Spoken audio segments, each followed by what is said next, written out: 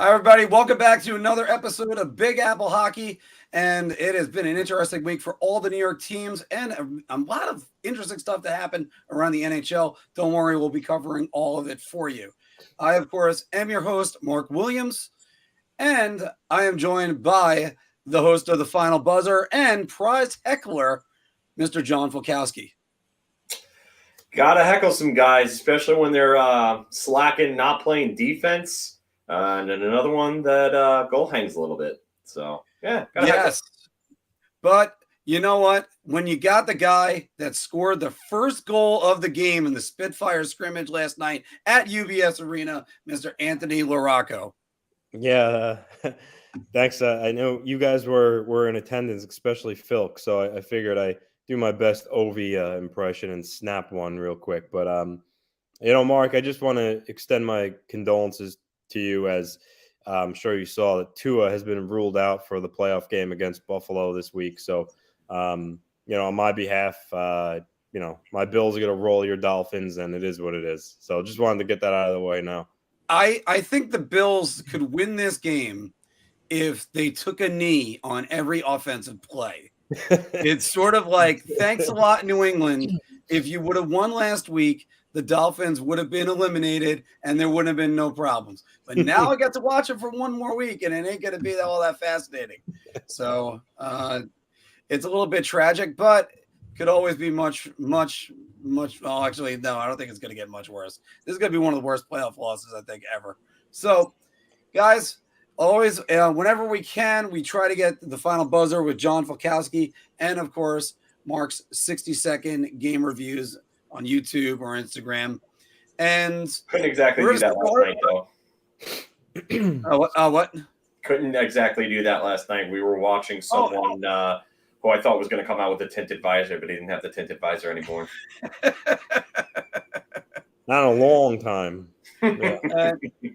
And just a quick question in the comments. If they got a tinted visor, chances are they're a douche, right? All right. All right, guys. The New York Rangers this week, they went 2-0-1, wins against Montreal and the Wild, but they lose a 2-goal lead in the third period to New Jersey. As Anthony pointed out to us, Phil Peedle not exactly on his horse to catch up to Damon Severson as he scored the game winner. But the Rangers are still solidly in third place, 53 points, 23 wins, and 12 losses, 7 OT, whatever the hell you want to call them now, and a goal differential of plus 22. Yeah, I know. OT losses, what do you do with that? I don't know. Phil, just what do you make of the New York Rangers week? Kind of a just going along type week, an okay week. I mean, the Montreal game, I thought they were all right. I didn't think they were great. I didn't think they were bad either. But they were okay. They did what they had to do against the team they should have beaten, and they beat them. The Devils game was a loss that they should have never lost. You have a 2-goal lead in the third period, and they just took a lot of lazy, undisciplined penalties that ended up leading to a bunch of power play goals. And, you give a team that many opportunities in the power play, especially in key situations, they're eventually going to come back to get you. The Rangers penalty kills got to be better. And then, the Minnesota game, I mean, I went back and I had to actually watch it today because as did I watch it there last night. But, it seemed like it wasn't a bad game by any means. I'm not like overly impressed, but, they kind of handled what they had to handle. Minnesota took the play to them at times. They took the play to Minnesota at times. Just kind of an overall okay performance, and they came through and they won it in the shootout, which was good. Capo Caco got a real fortunate break on the shootout attempt, which ended up leading to a goal. Marc-Andre Fleury looked like he was trying to put himself into a slinky like Dominik Hasek used to in the middle of his net, inside his own net. So, the Rangers, they got the I will say this. The tying goal that was scored by Hedl, that was it's not a nice goal. It's a garbage goal, but it's a nice goal for them to score because you need to see more of that jam from this team. And I like that. It's one of those like signature plays where it's just like, okay, Like everyone they wanted it and they ended up getting it and they ended up winning the game. But overall, not a bad week. They got points in all their games. They got 5 out of 6 points, which is always good. You're always going to take that in a 3-game span. But yeah, I think they still need to be a little better. I would like to see them play better, and I hate losing a 2-goal lead, especially in the third. Don't like that. That's another one. I think a month ago that would have been an OT loss. Sorry, a regulation loss, not an OT loss. So the Rangers getting 5 out of the 6 points. They took care of business. Them coming back and getting the win versus Minnesota, very big. But like I said, as Anthony pointed out, I'm going to send it down to you right now. They gotta be better after some turnovers, especially at 3-on-3. I know Lafreniere got killed for it, but again, Damon Severson isn't a burner, right, Anthony? No, that was that was just a poor effort on Heedle's part getting back. I know he was probably out there for a little bit, but still, he looked like he just mailed it in. He figured, it is what it is at this point. But no, I mean, overall, Phil said it perfectly. Look, they beat a bad Montreal team, which is nothing to write home about, but they took care of business and beat a team that they're supposed to beat. The Devils game, listen, I wouldn't be happy about that if I was a Ranger fan. You're up 3-1, and you lost. You got a point, but you still lost after being up 3-1 to a division rival. And gave the Devils 2. Yeah. And the Minnesota game, look, the good, they came back from a 2-0 deficit. They were down 2-0 in Minnesota. They came back and won the game. The bad, though, they were down 2-0 to Minnesota. It was at times it looked like, I know we didn't watch the game, but like Phil said, it was very kind of seesaw, and that's a game that honestly could have gone either way. They tied the game late on that Heedle garbage goal, as Phil mentioned. So they were in danger at some point of losing that game. Minnesota's not a bad team. They have 48 points. They're a solid team.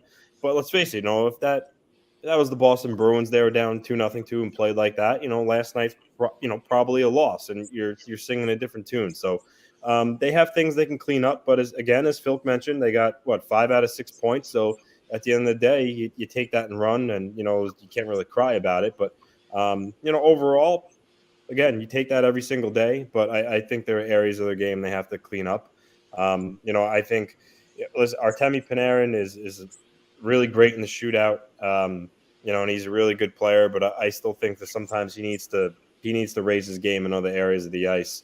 And the problem is when you have a guy like that, it could be infectious to the rest of the team. So I think even though he's not the captain or anything, I think he really needs to lead by example and really up his game in all areas of the ice. But again, overall, they're sitting pretty right now. Where they are, third in division, only a point behind New Jersey for second. Yes. So that's always a good thing. But again, as we saw in this league, you lose a couple in a row, and then you're starting to feel some pressure on your ass from teams below you. So they just got to keep winning games and don't get complacent. And especially in the Metropolitan Division, where there's going to be quality teams that's going to be going home. And just finishing up with the Rangers on this one, Phil. You look at that first period.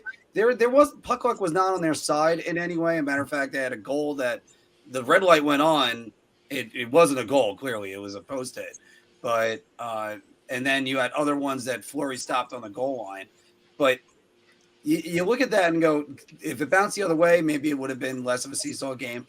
But they didn't have their best fastball, and they did what they needed to, right? Basically, when you're not playing your best hockey and you're still getting 5 out of 6, that's really good.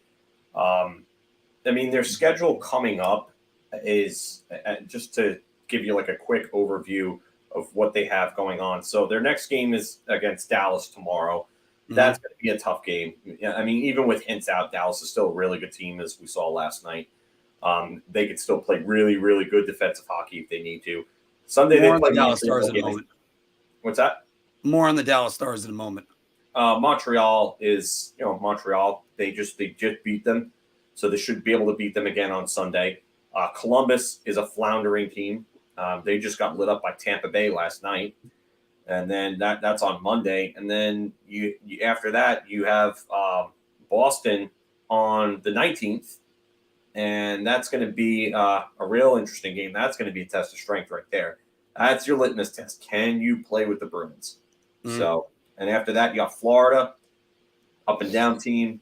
Toronto, another strong team playing very well. Vegas, another strong team playing very well. So three of the last 4 games of the month are against the cream of the crop right now. More on that later on. So. Yes. And we're actually going to move on, but first we're going to answer DP's question right here. Phil, what's your honest opinion on Jacob Trouba? It's not good enough. Not good enough. Horrendously overpaid. I don't think he's captain material. I just think that for some reason, I think that the pressure of the captaincy has gotten to him. I don't buy the playing through an injury excuse anymore. Like, I think his foot speed is just terrible. I think his decision making is just bad with the puck. He shouldn't be on power play too. I mean, if he was making half of his salary, you could deal, or half of his captain, you could deal with him. But he doesn't belong in a top 4. He doesn't belong playing 20 or close to 20 minutes a game anymore. I just think that the Rangers have to move him as soon as that no movement clause ends up dissipating, and it goes down to a modified no trade with his trade list. So they better move him as soon as possible and open up whatever cap space they can open up by moving him. And that doesn't happen until the end of the 2024 season. Correct. Anthony. I mean, Phil said a lot of what I was going to say. I mean, I'm just going to sum it up. He's bad. I mean, his foot speed, as Phil mentioned, it's bad. I'll go back to it's not good. And when you're a defenseman and you don't have good foot speed like that, it's a recipe for disaster with getting just kind of put it inside out and made it look like a traffic cone at times. And on top of that, $8 million a year, it's not a good thing. And I just think overall, his game, I think, has gone down. His game isn't close to where it was in Winnipeg, where he had a 50-point season. In 2018-19. Yeah, it's gone down. It's regressed. Like Phil said, his speed, he slowed down a lot. I think sometimes he gets out of position looking for that thunderous hit. Because, I mean, I will give him that. He can hit really hard, but I think sometimes he gets out of position looking for it. And it's just, sometimes he hurts the Rangers. So you have to live with him for at least another year. But, yeah. But, again, to go back to the $8 million, that just makes things so much more worse. Yeah, and I got to agree with you guys on that. The foot speed and everything else, but he is one of the better shot blockers on the team, and he does bring the physicality. I believe he leads the league in hits and block shots. Yeah, and I think last year he led the playoffs in league in hits and block shots. So, I mean, that's where the good part is, and that's where it's like I'm trying to justify it. But remember, Phil, for the last 10 years. What's the difference between him and Dan Girardi then? There you go. That's basically it. The bigger hits from Jacob Trouba.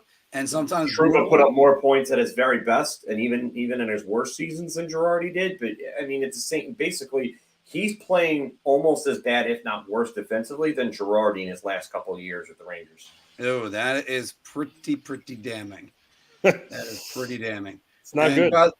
By the way, we always like to see comments like this one from Wicked, who's saying, "Good evening, guys. I'm taking a brief dip from my meetings to be here." What happens when we're appreciate you. reviewing. Thank you very much, everybody, for your support, because we are going to move on to Wicked's just for quick reference, I looked it up. Jacob Trouba's second in block shots. Alec Martinez leads the league in block shots. Trouba's second, so he was first for like a majority of the season. So I guess Martinez just took that over. Well, we're going to move on to the team that Wicked roots for all the time, the New York Islanders. The Islanders, since our last broadcast, a tough week. They went 0-3. They finished the West Coast trip, the Western Canada trip, with losses to Edmonton and Calgary that were back-to-back. And, thank you. I saw it too, just as you mentioned in that. Yeah, 0-1. And a shootout loss. They beat Vancouver. They were 1-3 on the road trip, Mark. 1-2-1. Okay. That was before our last show. So that is true, though. Yeah. So that's the only reason why I say it like that, to finish up the rest of the week. But at least we got you got right, the point in there. We'll give the point to Mark for that one. We bash Mark for all of his mistakes. We do have to get there. Even though I did have to correct that little tidbit right there. No, it's a good thing we corrected that, because I did say shootout lost. Clearly, that's a point. And then I was just watching a video before where they were referred to Private Hicks from Aliens as Corporal. You're like, no, that's not right. So anyway, the New York Islanders right now sitting in 5th place, 47 points, 22-17-3. Their goal differential has gone down. And Anthony, this is a critical stretch for the New York Islanders. Starting you went with last night versus the Dallas Stars. The next 7 games versus Minnesota, versus Montreal, versus Washington, versus Boston, at Buffalo. I'm going to that game. I can't wait to see that one. Versus Carolina, and at Toronto. Wow. Are the Islanders in their most important stretch? I mean, yeah, you're in the meat and potatoes of the season right now. Things are tight. They're 1 point behind Pittsburgh for the last, for that last wild card spot. That Western road trip where they went 1-3, the first periods they were garbage in all those games in the first period. And the games against Edmonton and Calgary, that trend continued, and they weren't good. And the game against the Flames, Varlamov came back after being out for a couple of weeks, and he was real bad. Honestly, probably lost them the game. But the encouraging thing was they came home, they played a really good Dallas Stars team, and I mean, we were there. Yep. They didn't give Dallas much of anything. And I know Ettinger gave up 1 goal, so you could say the same thing about the Stars. However, if it weren't for that defensive lapse where they just got beat by a good passing play, Sorokin could have had a 1-0 shutout win. So they played really strong defensively, I thought. So that's encouraging. They bucked the trend of not showing up in the first period. And they went toe-to-toe against a good Dallas Stars team. So you just got to put that bad road trip in the rearview mirror, and you just got to build on their game from last night. That's all you could do. And that stretch you just showed, there were some good teams on that, but again, their next 2 games are against the Wild and the Canadiens. So those are 2 very winnable games. In my opinion, you have to win both of them, and then go from there. And the encouraging thing is the Islanders seem to really struggle against teams that are either below them or on the same level as them. They actually play better when they play better teams. If you look at it, they beat Carolina, they went toe-to-toe against Boston, they beat Colorado, so they raised their game. So some of those other tougher games that you're going to see in that stretch, I'm honestly not as afraid as much as you think I would be, just because of how they've played against certain teams this year. So again, build off the game from last night, and then go from there. But also give Dallas credit too. Dallas really gave them nothing. Chances are, they'll get more opportunities, more looks against Minnesota, who is not as good defensively as Dallas. So listen, like I said, you're in the meat of it right now. And the good thing is that you're starting to get healthier. Simon Holmstrom came back in the lineup last night. Kyle Palmieri rotated in with like a regular jersey on practice today, so he's close to coming back. Adam Pelech resumed skating, and Lane Lambert said today he hopes that he'll join the rest of the team in the next couple of days. So that's all good news. Getting healthy at the right time. And then when all else fails, you look at it. Ilya Sorokin's going strong. He's second in the league in save percentage, and you always know what you're going to get out of him. So when you have him in net, you're always going to have a chance to win. So, but yeah, again, build off what you went from last night, and then try to stockpile points, because like I said, the last couple of weeks, it's going to be a dogfight. And also, just to mention, with those next 7 games, you got 5 of them are at home, so that's already a plus. I mean, yeah. You've been away from UBS for a while. And one last thing, Islander fans, the 8th game on this list that's right after the Toronto game is Ottawa. That's 2 points for you right there. And also to add, the Jason Robertson shot, the goal last night, You were talking about it being a brilliant passing play. Let's not forget the shot. He had to go The off shot his itself was just he had to ring that in, and we Yeah. were able to hear that in the and other then, end of the and then arena. his shot all in the way up. shootout was just perfect. Yeah. Like, what are you going to do about a shot like that? Just Oh, and that's another thing before I hand it you over. just tip to your cap shootout. on that, and that's it.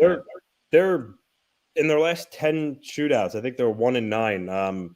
They're just the shootouts. You know, it kills them. It's becoming a problem. They're not scoring in the shootout, and you know, listen, I hate the skills competition, but at the end of the day, it's part of the game. You know, like you see, the Rangers excel at it. They have guys like Panarin who always seem to score. The Islanders need to change something because again, the shootout is here to stay, and they got to be better in it. Over the last 2 years, it's cost them a bunch of points, so they got to find a way to got to be pick answered. up a point in the shootout. Anthony, answer that one. Phil, answer that, and then go right into your opinions. So, honestly enough, I think it was yesterday we were at the game. I guess Ledecky did some sort of media availability because I saw some quotes from him. Well, yeah, I think we enough, saw him right when we walked in. he was asked about Lou, and he said they have all the faith in Lou, and you know, I would have to pull up the exact quotes, but it was more along the lines of they have all the faith in Lou. Him and Malkin have all the faith in Lou, and they trust him, and you know, he's a Hall of Famer. You know, he knows what he's doing. So, emphatically, to answer that question, no, they will not going to fire him. If Lou leaves, it's going to be on his own accord. Phil, your ideas with that? To answer Chris's question, I've got to agree with Anthony here. I don't see him firing Lou. They just simply wouldn't renew his contract, right? I was about to say they either wouldn't renew his contract or there would be some sort of mutual parting of ways type rhetoric that would come out. No one in this league is going to ever fire Lou Lamoriello. That's just not going to happen like that. He's going to go on his own accord, and that's how it's going to be portrayed to the media, no matter what happens behind the scenes. I think somebody would end up dead if it was somehow leaked that he was "quote unquote" fired. So we'll keep that shtick going for a bit. Especially the guy in the top left corner over there. Yeah. This is how I'd be waking up with the horse head in my bed. Yeah. So in terms of the Islanders, I mean. The Calgary game, I just thought they were flat out outplayed. I thought Calgary just played like a desperate team that needed points. I think they're a better team on paper. That's why a lot of us picked them to go all the way. All three of us. All three of us, yeah. So Calgary played like the team that they should be at this point. Edmonton, just the Stars took over in that game. And just Mick Dry, if you want to call them that, just took over that game, and that was it. It happens. You can't give them the time and space to do what they want to do, because if you do, you're going to end up on the wrong end of the stick. Mick Dry sounds like a beer. Something like that. I mean, it's enjoyable to watch, so it goes down smooth as well. But I would say the game that we were at last night was just a real tightly defensive play game. And if you're an Islander fan, you hang your hat on that one. I mean, it's you never want to lose points, but you know, at least if you're playing well like that, it's a good sign. And you know, I don't want to say a moral victory, but it's something that you can hang your hat on and take into the next game and say, hey, we played really good defensively. Our goalie was all world in that game, and we didn't let them get a lot of shots. Because, I mean, if you look at the shot totals, they favor the Islanders blatantly. Like, I think it was 28-26. I mean, no, but for most of that game, the Islanders were out shooting them. Oh, yeah. And Dallas made up that gap. I mean, entering the third period, I think the Islanders were out shooting them by 10 shots at that point, somewhere in that range. And by the way, oddly enough, I brought this up to Phil, and you were next to me when I said it too, Anthony. Like the shot clock person, they were like, yeah, that's a shot on that. And then a couple minutes, like maybe a minute later, it's gone. Nah, it's not a shot on that. Yeah, yeah. And Marc pointed it out the first time, I missed it, and then the second time he pointed it out, I was paying attention to it and I saw it, so it was kind of weird. But yeah, I like the way that they played last night, even though they lost. I would be happy with that. It's just they have a very important stretch coming up, but they have 2 other really big stretches towards the end of this year where you're looking at a murderer's row of opponents. And the first one is in February. So from February 17th through February 28th, it's Pittsburgh, Boston, Pittsburgh again, Winnipeg, Los Angeles, Winnipeg again, and Minnesota. Oof. Yeah. That they're going to Winnipeg in the middle of that. Oh, yeah. And Minnesota. It's a home and home with Winnipeg, with a game at home against Los Angeles sandwiched in between.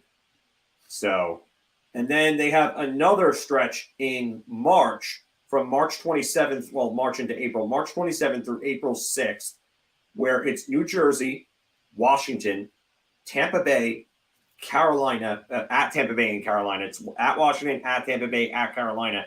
And then the 5-game stretch ends at home against Tampa Bay. So you've got 3 really big, important stretches of 5 or more games. So the Islanders are they don't have an easy schedule to end this season. They really don't. Well, whoever made the schedule might have it out for the Islanders this year. Well, you kind of look. The eye test says the Islanders were good last night.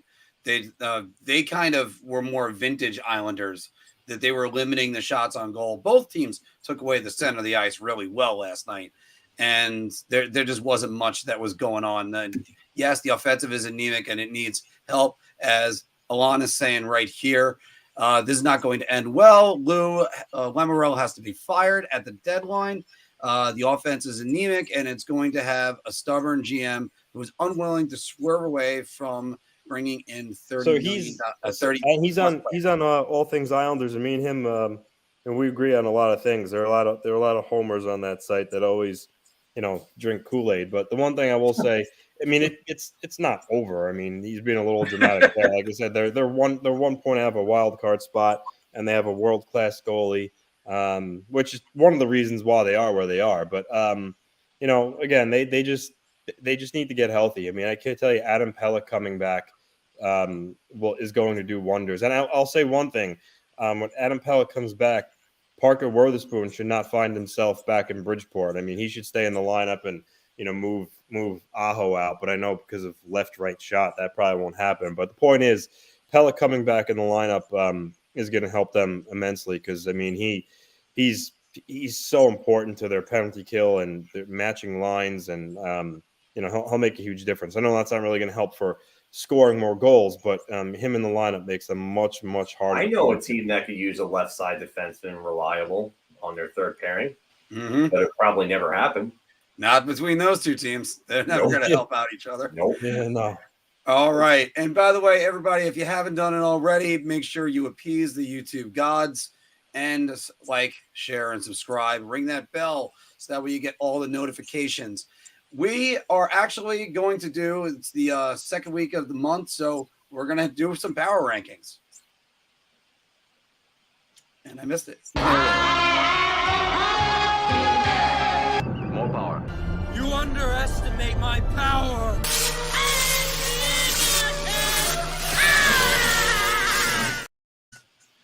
All right, so we've already gone through Phil's power rankings, Anthony's power rankings. Unfortunately, now it's my turn. And you know what, guys? I had a hell of a time trying to choose the power rankings, because while we're all going to agree on number 1, and I'm pretty sure everyone in the comments would agree on number 1, it's a no-brainer. Trying to figure out 4 and 5, I think are really tough. And Phil came in with a big curveball that was or a knuckle puck, if you will, when you see his power rankings. So I'm gonna go ahead and check mine off real quick, guys. At number 5, I have the Washington Capitals. Over the last month, they have been phenomenal. I have it right here, a plus 20 goal differential since December 14th. That is incredible. They have a 3.83 goals against average, goals for, and a 2.17 goals against average. They are putting the puck in the net and they're keeping it out of theirs. That's the way you win in the NHL, and that's the understatement of the year. You know what? At number 4, I went with the Seattle Kraken. Like, this team is just, and speaking about goal differential, plus 16. They are over 4 goals a game over the last month and just under 3. So, yeah, they could shore it up in net. Certainly, Grubauer and Martin Jones need to be a little bit better, but they've done really well. How about the team that had a 9-game winning streak, or a longer winning streak than that last month, the Carolina Hurricanes? I have them. They had 9 wins last month. They were tied for the 3rd most among all the teams in the NHL over that span from December 14th to now. Then at number 2, just the eye test. I know they're not, some of the numbers aren't that great, but the Dallas Stars have looked amazing. 2.92 goals for per game and 2.25 goals against per game over the last month. And number 1, it's easy to say it, it's the Boston Bruins. They were unbeaten last month in regulation. So, and whether it's indoors or outdoors, this team just keeps on winning, and we keep waiting for the bubble to burst. I'm going to go back to you guys to see your thoughts on these, and also I'm going to share yours in a second. So I went with Boston at number 1. The curveball for everybody that Marc is really talking about is the Tampa Bay Lightning. In their last 20 games, they're actually 14-6, which is since December 1st. They played on December 1st.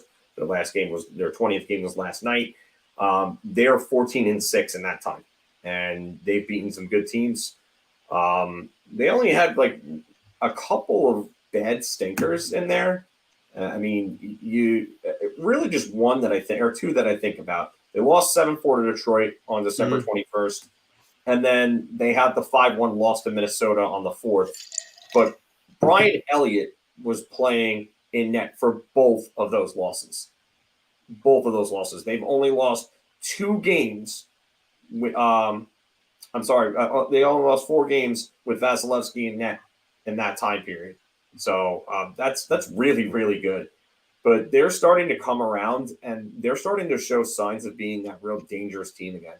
And that's why I put them at number 2.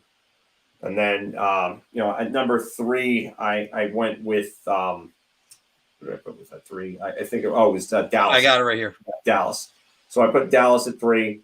And then I love what they're doing. They're managing to win games without roping hints, which is actually really good.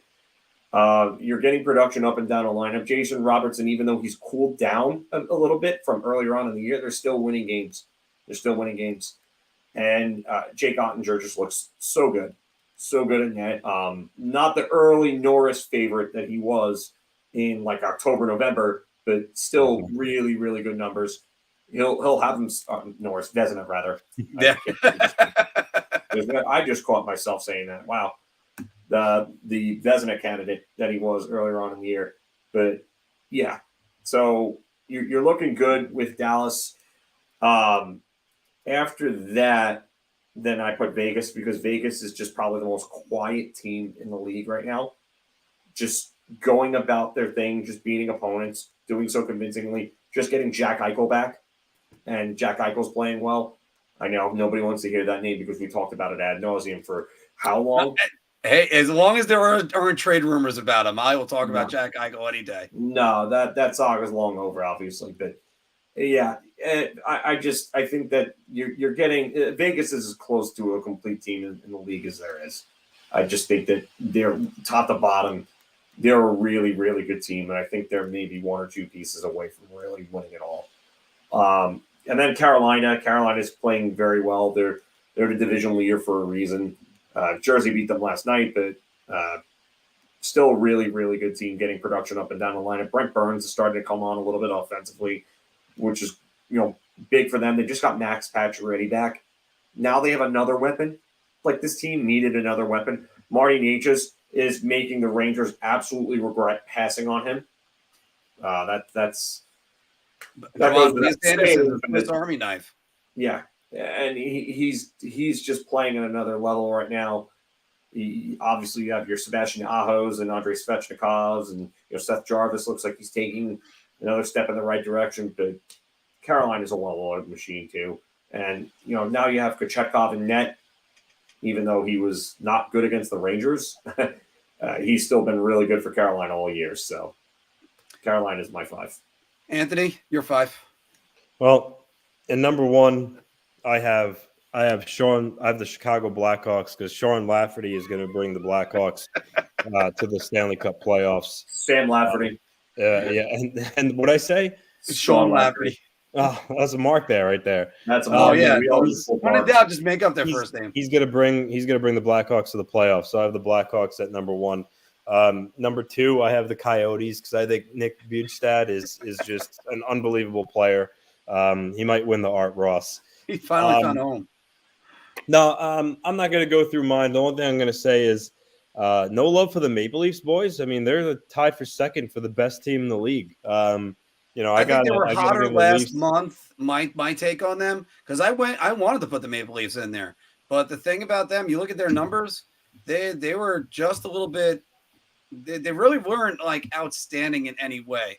I think they were about like 22nd in the league as far as wins went last month. I think it was 7-5-1. You ignoramus. This is the power rankings. Right now, they're still tied for the second best team in the league. So you gotta include. And they need to play better and get back in the top 5. I think you got to include them. And this is coming from a man who has no love lost for the Maple Leafs for millions of reasons. But yes. I'm going to give them their due. The only thing I'll say is, I mean, we've seen this story before. Come the playoffs, I think once again they're gonna fizzle out and heads are gonna roll in Toronto, or maybe they won't roll because it seems like there's no accountability for losing in the first round.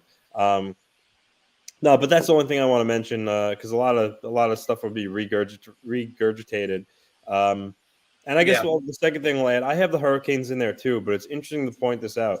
It wasn't maybe a week ago or the week before that when we did our show talking about goaltending. Kochetkov was second in the league at save percentage at the time with like 928, 929. The guy's fallen to a 914 save percentage. So the Hurricanes are still a top team, but I think they need him to be a little more consistent because the up and down of, from going from that number to 914, isn't going to help them, come playoff time or even still playing at the level they're playing at right now. I mean, hell, Antti Raanta had like back-to-back shutouts last week or a week and a half ago. So he's been carrying the load. But overall, still a really, really good team. And as Phil mentioned, they got Max Pacioretty back. So, they're scary good. Yeah, and you know what? This is so fluid with how things are going. Like, I mean, I think Seattle even beat the Toronto was it last week or the week before? They beat them over this last month. I remember that. Yeah, it was last week. Seattle beat them 5-1. Right, and you know what? You're gonna get that's the thing about power rankings because they're so fluid. You just keep them going, and things will change. Eventually, the Boston Bruins will slide out of the number 1 spot. I have no idea when the hell that's happening, though. That team just keeps rolling. I mean, now you lost Jake DeBrusk, and it still looks like they're rolling. So, and David Pastrnak just hit 30 goals, and we could have been talking about him this week. I chose a different topic for the Atlantic Division.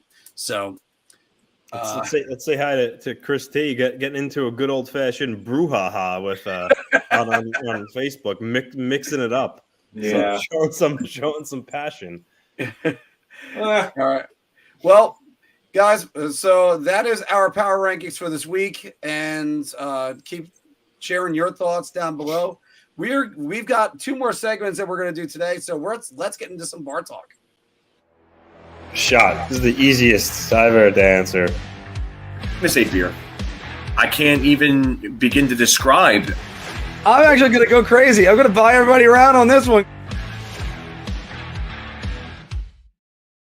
All right, so everybody, welcome back to Big Apple Hockey's Bar Talk, where we are gauging our confidence on NHL topics based on our choice to drink. Are you so confident that you're buying everybody around? So I'll just take a beer. Oh my God, just give me a shot. I just need a shot. All right, so we're gonna start actually with the New York Islanders on this one because, as detailed by the man down there, that San Jose Sharks it was the GM, Anthony, that was at the Islander game last night? No, Kevin Kerr said it was the assistant general manager, but he misspoke. He's really the senior advisor / pro scout.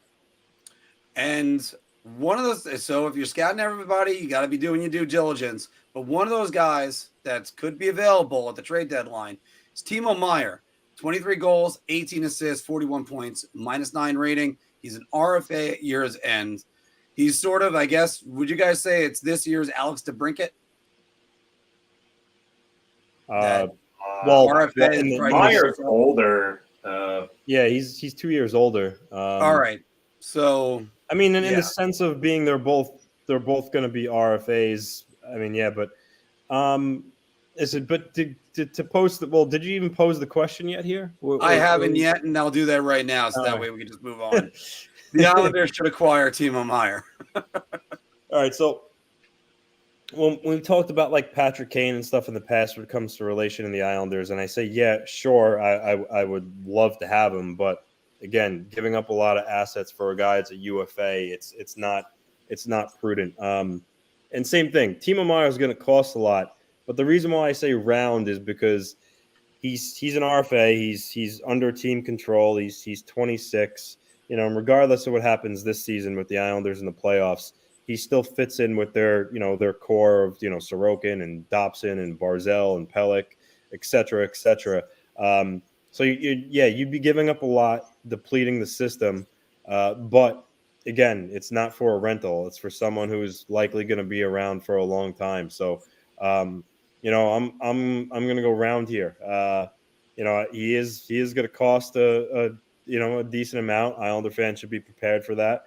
But again, his age and being that he's not a rental, I think if Lou can swing it and the deal works out for both teams, I think it's a no-brainer. I mean, Timo Meier is a guy that the Islanders is a type of player the Islanders needed for a long time. A sniper can make a difference. Guy scored 35 goals this year. This year he's putting up points on a bad Sharks team. So he would be a great fit. So yeah, I mean, if Luke could get it done, that would be awesome. And really, the last thing I'll say about it is, Lou Lamoriello. We all referenced his age, Mark. He's older. I don't know how much longer he's gonna continue doing this. He's always said as long as he feels good physically and mentally, he'll do it forever. But he's not getting any younger, and I think he wants to win, and he wants to win now. So. If the Islanders are in a playoff spot or even like they are right now, 1-2 points out, if he can get him, I think he's going to go for it. So, Phil? I'm going to say round, just because that's the type of player they should acquire. And an RFA, I just wonder, one, how they pull off the cap, and two, do they have the actual expendable assets to do it? Because I think if they pull this trade off, I think they're gutting every single last piece of depth that they have in their farm system. Like, goodbye Ratu, goodbye Dufour, and then goodbye Bolduc or someone else like that. Maybe even you're dealing, maybe even Wallstrom on top of that to make this work. So it's going to cost a pretty penny for a guy like Timo Meier, who's still relatively young and he's still under team control. So, yes, they should get a player like that, but it's just a matter of whether they have the actual pieces to get a deal done. Let's just make it a clean sweep. They should go after him. They should try to acquire him. If they're serious about trying to make the playoffs this year, they could use a guy like this. Timo Meier would fit like a glove in the Islanders' identity. So this guy, I've been singing his praises for the last 5 years. I just thought he's been a great player. And now that he's really bursting out on the scene. But I got to agree with you. I don't know about the assets. Anthony, what's the most recent comparable you could come up with to a Timo Meier trade? I'm not going to use Jack Eichel because he was coming off an injury and there's other things going on there. So yeah, but he was also under contract too. Yeah, I know. So that's what I'm saying. What's the most recent to compare a return? I don't know if there is one, honestly, to tell you the truth. It's going to be difficult because the guy that's coming to my mind, whether or not it's right or wrong, Phil can immediately correct me, is I'm thinking Danny Heatley going from Ottawa to San Jose. And that's a completely different time frame, and they were just coming back from having a salary cap imposed back then. I don't know if that's even really comparable. I don't know if there is really comparable. What about the first time Matt Duchene was traded from Colorado to Ottawa? Older. And Matt Duchene was. That was 2017. 2017. Yeah. He was drafted. So he was 8 years in. Timo Meyer is. I think he might be 8 years in as well, actually. So Duchene's 31, and he got traded in 2017. So what is that? 18, 19, 20, 21, 22. Duchene was traded in his age 27 season, or 28 season, rather. No, 27 season to Ottawa. Yes. So, it's hard to find comparables with that. Like I was trying to use the DeBrincat one, but as you guys pointed out, he's younger. The Meyer's older, and DeBrincat's younger than him. But Christie's saying Duchene was 25 in 2017. No, he wasn't. I just looked it up on Hockey Reference. All right. So it's hard to say what the return's going to be, because also if you're holding out for a king's ransom, if you're trying to do it at the trade deadline, you might not get it. If you're trying to do it at the NHL draft, well, that's the other thing. The Sharks don't have to trade Meyer. They could trade him in the offseason. They don't have to trade him at the trade deadline. Yeah. Yeah, you're right. Duchene was 27 it was his age 27 season in 2018 when he got dealt to Ottawa.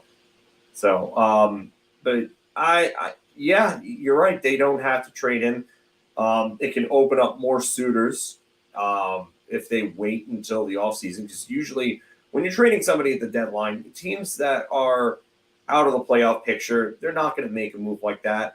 Or a team that's, a bubble team, they're going to try to do that in an offseason because they want to be able to complement that with other, free agency moves to kind of replenish what they might be losing in that trade.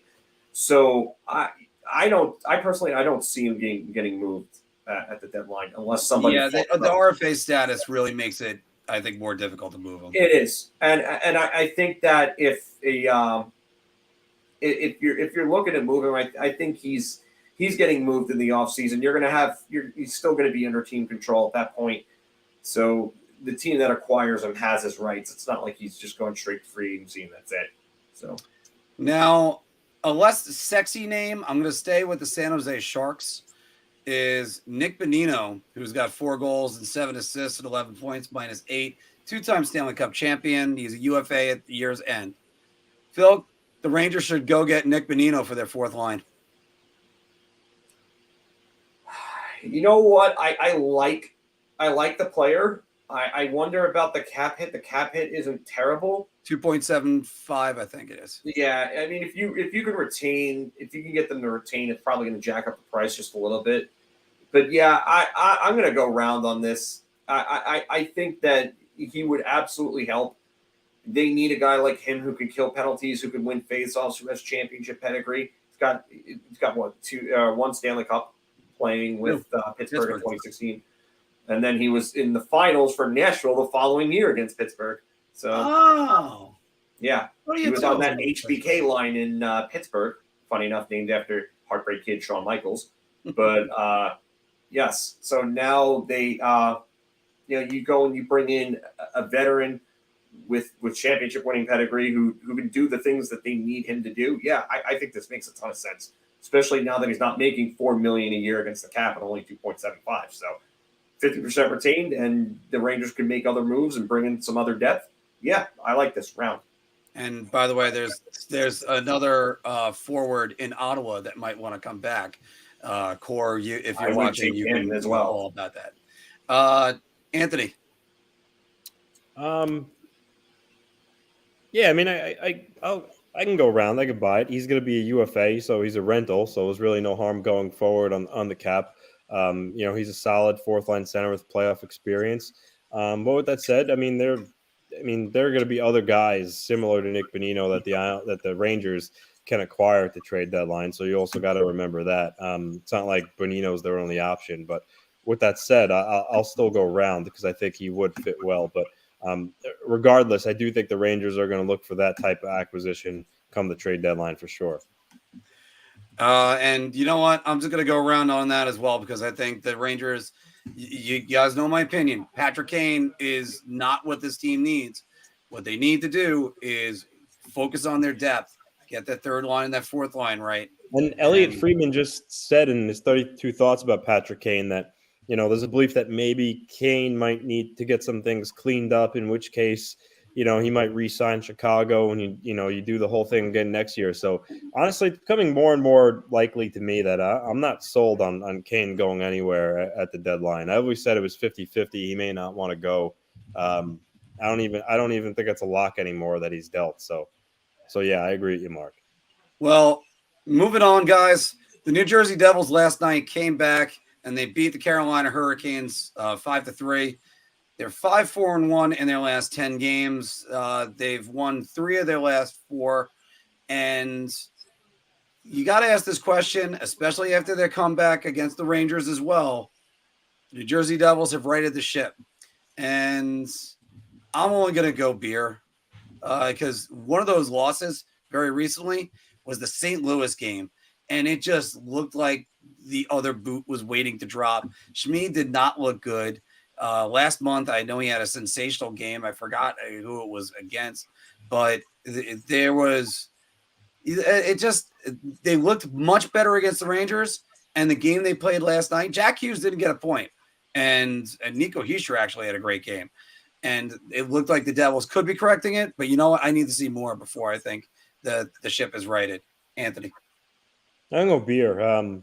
They built themselves up such a cushion from the unbelievable, start, I guess you could say, they had after they lost the first 3 games of the season. They just won an absolute tear, and that gave them a lot of margin for error. So even despite going 5-4-1, they're still fairly comfortable in a playoff spot. So that start allowed them to basically just play 500 for a while now, and still going to be in that mix to where they very likely may be a playoff team. I still think that there's a possibility they could sink further, but again, because of their start, I think they can afford to kind of go through these stretches. So I still think they need to clean up some things in their game, but at the same time, I also don't think they're in immense danger. I know a couple of weeks ago I posed that they would be out of a playoff spot soon because they were really sliding. But again, they won a couple of games in a row here or there, and so now they're just kind of leveling off. So I'll go beer. All right, Phil. Teetering between beer and shot because I don't think they've necessarily righted the ship, but I think they're okay, I guess. I don't know. You know what? I'm just going to say shot. By the way, if you're listening to this on audio, you should have seen Phil's face as he was trying to figure that out. Yeah, I'm just going to say shot. I'm not convinced. The Rangers beat themselves in that game against them. They didn't. I don't think Jersey was all that impressive in that game. I have some people that said Igor saved them that game. I disagree with that. I just think that New Jersey is not a very impressive team right now. There's a lot of holes in their game. They like to play a very up-tempo, in-your-face, high-paced game. And I think that they're just not good enough defensively to cover for some of the mistakes that they make. And their goaltending is not that great either. Vitek Vanacek, to me, he's the definition of a guy who goes through, valleys and mountains. He just up and down, up and down, up and down.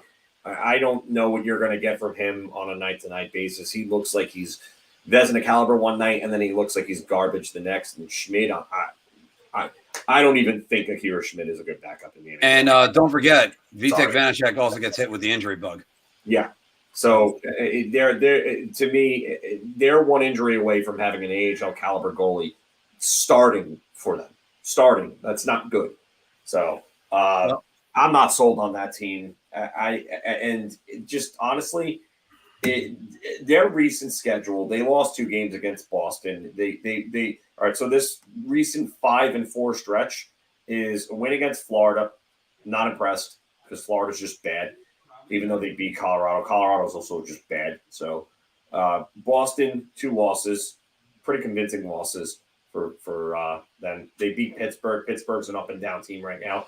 They lost to Carolina in a shootout. They beat Detroit 5-1. I'm not impressed with Detroit. They beat Winnipeg last night, but they let up 5 goals in that win. So not impressed. St. Louis, they lost to St. Louis rather 5-3. And then they beat the Rangers, obviously, again. Rangers with a bad third period, by the way. St. Louis was dominant on them. So yeah. And then Carolina, they came back on Carolina when they were getting outplayed for the majority of that game. So, you know what? Good for them to be able to come back and win some of those games. But I'm not impressed with this team. So, no, I don't think they've righted the ship. And I think their schedule, they're going to have some heavy lifting to do after a while. So this recent run comes up. It's Anaheim, Los Angeles, San Jose, the little Western trip. And then you have Seattle after that. So you're going to have 2 tough games against Los Angeles and Seattle. Then you've got Pittsburgh. Then you've got Vegas, Nashville, Dallas. And then you get Vancouver, and then Seattle and Minnesota. So, yeah, I think they're going to have another tough stretch coming up. And if they play 500 hockey, they'll still stay in their position more than likely. But I'm not sold on this being right. Well, like I said, we have another sketch that we have coming soon. So I'm going to hit the timer after this. We still have a bunch of topics, guys. So don't worry, stay with us on this. Going like a little bit. Sorry. Yeah, that's why we got to run. So Max Pacioretty has 3 goals in 3 games for the Carolina Hurricanes. Max Pacioretty is the missing piece for the Carolina Hurricanes. Phil.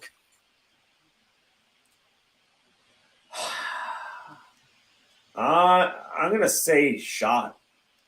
And the reason why I say that is because they don't need another forward. It's not the forward that they're missing. It's not a goal scorer that they're missing. They're missing, I would say, another legitimate top 4 defenseman, a guy who can really log minutes and shut forwards down, and a playoff-proven goaltender. So I would rather, if I'm Carolina, I'd rather go get a defenseman, and then maybe, I mean, I know Kochetkov is the guy there, and you have Anderson, but I don't trust Anderson in the playoffs. He hasn't gotten it done. Mm-hmm. So it's a playoff-proven goaltender that can get the job done, and another defenseman. Pacioretty helps, of course, by all means, but nah. Anthony. Yeah, I mean, I don't know if he's the missing piece, but I mean, he's still Max Pacioretty. You just added to your lineup, and he's a good goal scorer. He's certainly going to help him. He's certainly going to make him more dangerous offensively. But again, is he the missing piece? Like, is he it's going to ultimately win him a cup? I mean that I don't know. But so I'm not going to answer your silly ass question, Mark. But I'm just going to say that he helps the team. He helps the team for sure. All right.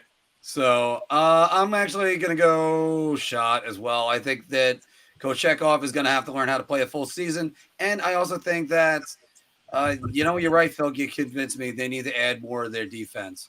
Moving on, guys. One of the hottest teams in the Central Division is the Nashville Predators. They've won 4 in a row. Nashville Predators are going to make the playoffs. Anthony. Mark, sometimes I just like giving you a hard time. So Nashville Predators are going to make the playoffs. Why isn't the St. Louis Blues a question again, which you posed in the past? The Blues are actually tied for the last playoff spot right now in the West, and you're talking about the Nashville Predators. Nashville Predators have 3 games in hand. Yeah, well, you know what, Mark? I just choose to ignore that right now. The Blues are tied for the last playoff spot in the Western Conference, and I'm just saying. I'm just calling it like it is. No, I mean, this will be great when it has to go on Instagram and TikTok. In all seriousness, I know like a week ago the Predators were kind of down there, and you're thinking, maybe it's a lost cause, but UC Saros, saving over 100 shots in 2 games. They're playing well. He's on a little bit of a hot streak, obviously, and now they're only 1 point out of a playoff spot. So. Listen, the West is still going to be a dogfight here. The Oilers, the Flames, the Blues, the Predators, even the Avalanche. The Avalanche are 2 points behind right now. So, I mean, I don't know. I'm going to say shot because I think Colorado is too good to miss the playoffs. They're going to get healthier. And I just think they're good. They're a better team than Nashville. They're a better team than St. Louis. I just think there's too many other teams Nashville's going to have to really pull away from. So I'm going to go Shot. All right. And Phil. I'm gonna say Shot. I love Nashville's defense, and I love their I love their goaltending. I think Saros and Lankin is one of the better pairings in the league, one of the better goaltending tandems. But they just don't have the offense that's going to put them over the top. I mean, their number one scorer is Philip Forsberg at 36 points in 39 games. And then your number two scorer is Roman Josi with 32 in 39 games after a year in which he had 96 points. Became the first 90-point defenseman since Ray Bourque in 1994, which is just insane to think about. But it just the rest of the supporting cast, Matt Duchene, we were talking about him before, 30 points in 38 games. Michael Granlund, 25 points in 39 games. Nino Niederreiter, what happened to you? 22 points in 39 games. Ryan Johansson, 20 points in 39 games. They are not getting it done with this offense, which was supposed to be a pretty good top six. And the worst part about it is you just let Eeli Tolvanen go to Seattle. And I know he wasn't doing anything for them, but now all of a sudden he's playing well in Seattle. Now it looks even more stupid when they're starved for offense. So Nashville, maybe they should go try to get Timo Meier because they need him more than anything if they want to try to make the playoffs. So you guys took all the words out of my mouth, so I'm just going to go with Beer on this one. And I have a little bit more faith in them because they're going to play a lot more defensively than other teams would. But you know something? That's going to be a tough spot because you got Edmonton, St. Louis, who's playing better without O'Reilly and Tarasenko. And that now Kyrou and Thomas have found their games since Anthony wanted to bring up St. Louis. Then you have Calgary, like I said before, Calgary, we all expected was going to be big things. And then Edmonton. There's a couple really good players on Edmonton. They don't have anybody in the net, but still. But, guys, I got to go to the Pacific and a team that's won 6 in a row. And, yes, we've been talking about them all day. It's the Seattle Kraken, who have won 6 in a row. The Seattle Kraken are going to win a playoff series this year. Mr. John Falkowski, answer that one for me. I'm going to say Beer. I like what's going on in Seattle right now. Your Matty Beniers is not too far off of a point per game. Like you never would have thought that this early. He's got 34 points in 40 games in what's really his first full year in his rookie year. So I didn't think he would have this type of impact this soon, but wow, he's just been really good. Their defensive unit is like playing to the sum of their parts, and that's the best way that I can describe this. Like you don't have a lot of big great names. Like Vince Dunn's their top point scorer, 29 points in 40 games. He's on pace for over 50 points. Jared McCann has 19 goals in 37 games already. I think he had, 20 last year? Something like that. I mean, Andre Burakovsky is having a career year. Jordan Eberle has got 34 points in 40 games. I mean, these guys are just playing well, and they're playing honest, hard-working, two-way hockey. And they're a pain in the ass because they just come at you and come at you and come at you and come at you. And the scary part is they're winning despite not getting great goaltending from Jones or Grubauer. They're really not. Like, if you look at the numbers, they're really bad. 278 goals against for Martin Jones, and then an 894 save percentage. Grubauer, 885 save percentage, and 349 goals against. Like, how are they doing this? How are they doing this with goaltending that bad? It just shows you how strong the team is playing. Anthony. Beer. Right now they're third in the Pacific, which means they would get the 2-3 matchup and play LA. And I certainly think they could beat LA. I mean, they're only separated between 2 points, so they're more than capable of beating LA. So that's why I'm going Beer. I mean, if they drop to like a wild card spot, and they drew Dallas or Vegas, I might change that to shot. But if they stay either second or third and play LA in the first round, I think it's anyone's series. So beer. I'm gonna go. I'm gonna go beer as well. I wanted to go shot. I wanted to go round. But I think it's you guys hit the nail on the head. They're a better matchup against the LA Kings, and they'll probably end up taking them the distance of 7 games. I'm not a big believer in Dave Haxtell, but he's starting to certainly make me go, you know what? Yeah, maybe he did learn a little bit from his hiatus after the Philadelphia Flyers.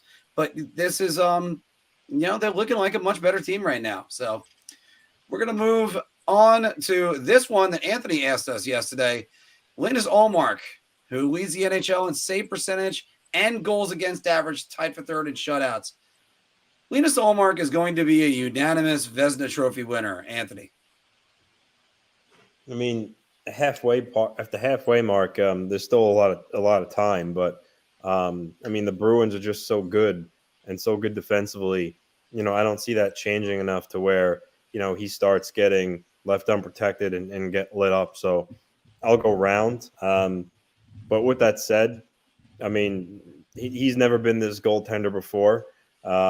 And obviously, he's good, but he's never played at this level before. He's just playing for a really good Bruins team. Just how Kreider scored, whatever 53 goals like last year. I think anyone can see he's not going to be that player going forward. Same way about this. I don't feel Linus Ullmark is going to be this player going forward. And if I had a crystal ball, I would say next season he's not going to be leading the league in every pretty much statistical category. But again, for the time being in the here and now, I have to say round. Phil. This continues the way that it is because it's so early in the season. Then I'm going to have to say round at that point because it's just when you lead in goals against and save percentage and you're putting up numbers that look like you're playing EA Sports NHL, then that's what's going to happen. It looks like he's playing on a team that is playing on easy mode and is slaughtering teams like 14 to 2, and they're getting maybe 20 shots on net per game. So he's got to be the unanimous winner if this continues. Yeah, you know what? Especially that there aren't guys that are really close to him. That's why I think he would end up being unanimous. But then again, there were people that didn't vote for Igor Shesterkin last year and didn't give him a first place vote. Which was crazy. Yeah, because his numbers were ungodly on a team that gave up a lot of shots. So that's why I'm actually going to go beer on this because I just think it's just not necessarily something that some writer is going to want to do something to make a name for himself or to vote for his own guy. And the last one for you guys for today is Adam Fantilli of Michigan, 11 goals, 15 assists, 26 points in 16 games. He left for the World Juniors, as pointed out by our partner, John Fokowski right there. 2 goals, 3 assists in 7 games for the IAHF World Juniors. Adam Fantilli should be drafted 2nd overall. Phil, that's your beat. This is. Can I get the layup gift, please? I got the easy button right there. Easy button. Okay, yeah, easy button because that's what this is. Listen, people try to take too much stock sometimes into World Junior performances. And Fantilli's World Junior performance, he did not have a great start. I'm not worried about him. He just absolutely dominated at the college level. And it's a transition because the college and the junior games are different. You're playing against different skill levels, different physical maturity levels. Guys are a little older sometimes in college because you don't just get the typical 17 to 19 or 20-year-olds. You'll get like a 20, 21, maybe a 22-year-old in the NCAA. You get those guys sprinkled in there. The game is also a little more free-flowing in junior. So I'm not worried about Adam Fantilli at all. You look at Eric Johnson and what happened with him in 2006 and how he skyrocketed up the rankings to number 1 overall and Phil Kessel dropped. after being almost a consensus number one for a year and a half before that tournament. And you'd see the tale of two different clubs that made two terrible decisions. St. Louis drafted a guy that ended up not being that good, number one overall, and Kessel went to the Boston Bruins, and he ended up having a great career after he was traded away to Toronto and then again to Pittsburgh. So, yeah, Fantilli's not moving from two. Yeah, and I think he's. I originally worded this that he's Jack Eichel 2015, but you know I'm gonna say Beer only because just in case if somebody wants to reach for Matvei Michkov, it's probably not going to be likely. Centers are always bigger and or more important, and I think also the Russian factor is going to come into play too with that. Yeah, and the Russian factor, and also that he's gonna be a few years away. Anthony. Round. Obviously, Connor Bedard's the prize. Everyone is hoping, whoever selects first overall is clearly taking him. But whoever gets second, I mean, they're not walking away with nothing. I think Fantilli is going to be a really good player, and he can be a cornerstone for whatever team gets him. So, Absolutely. Round. So, by the way, should I already say that it's the Arizona Coyotes that's getting him? Because they're not winning a lottery. They never do. So, a matter of fact, they might even finish third. So, that's a one-time Arizona. And the funny part is Arizona's trying to play himself out of the lottery right now. All right, everybody, thank you very much for joining us on the Big Apple Hockey Bar Talk, where we're gauging our confidence on NHL topics based on our choice of drink. Don't forget, once again, to like, share, and subscribe for us. There it is right there in the bottom corner. Yeah, I'm going to have to bounce out, so I will see you all later. No problem. We'll have to have you do your honest press conferences, Connor Bedard, another day. So, all right, thanks. See you later, Phil. Later, all right, take it easy, Phil. All right. And by the way, as I said before, we are doing some honest press conferences today, and let's get that intro in right now. Connor, just can you give me your sense of kind of where the group is at? Once again, my teammates come up short.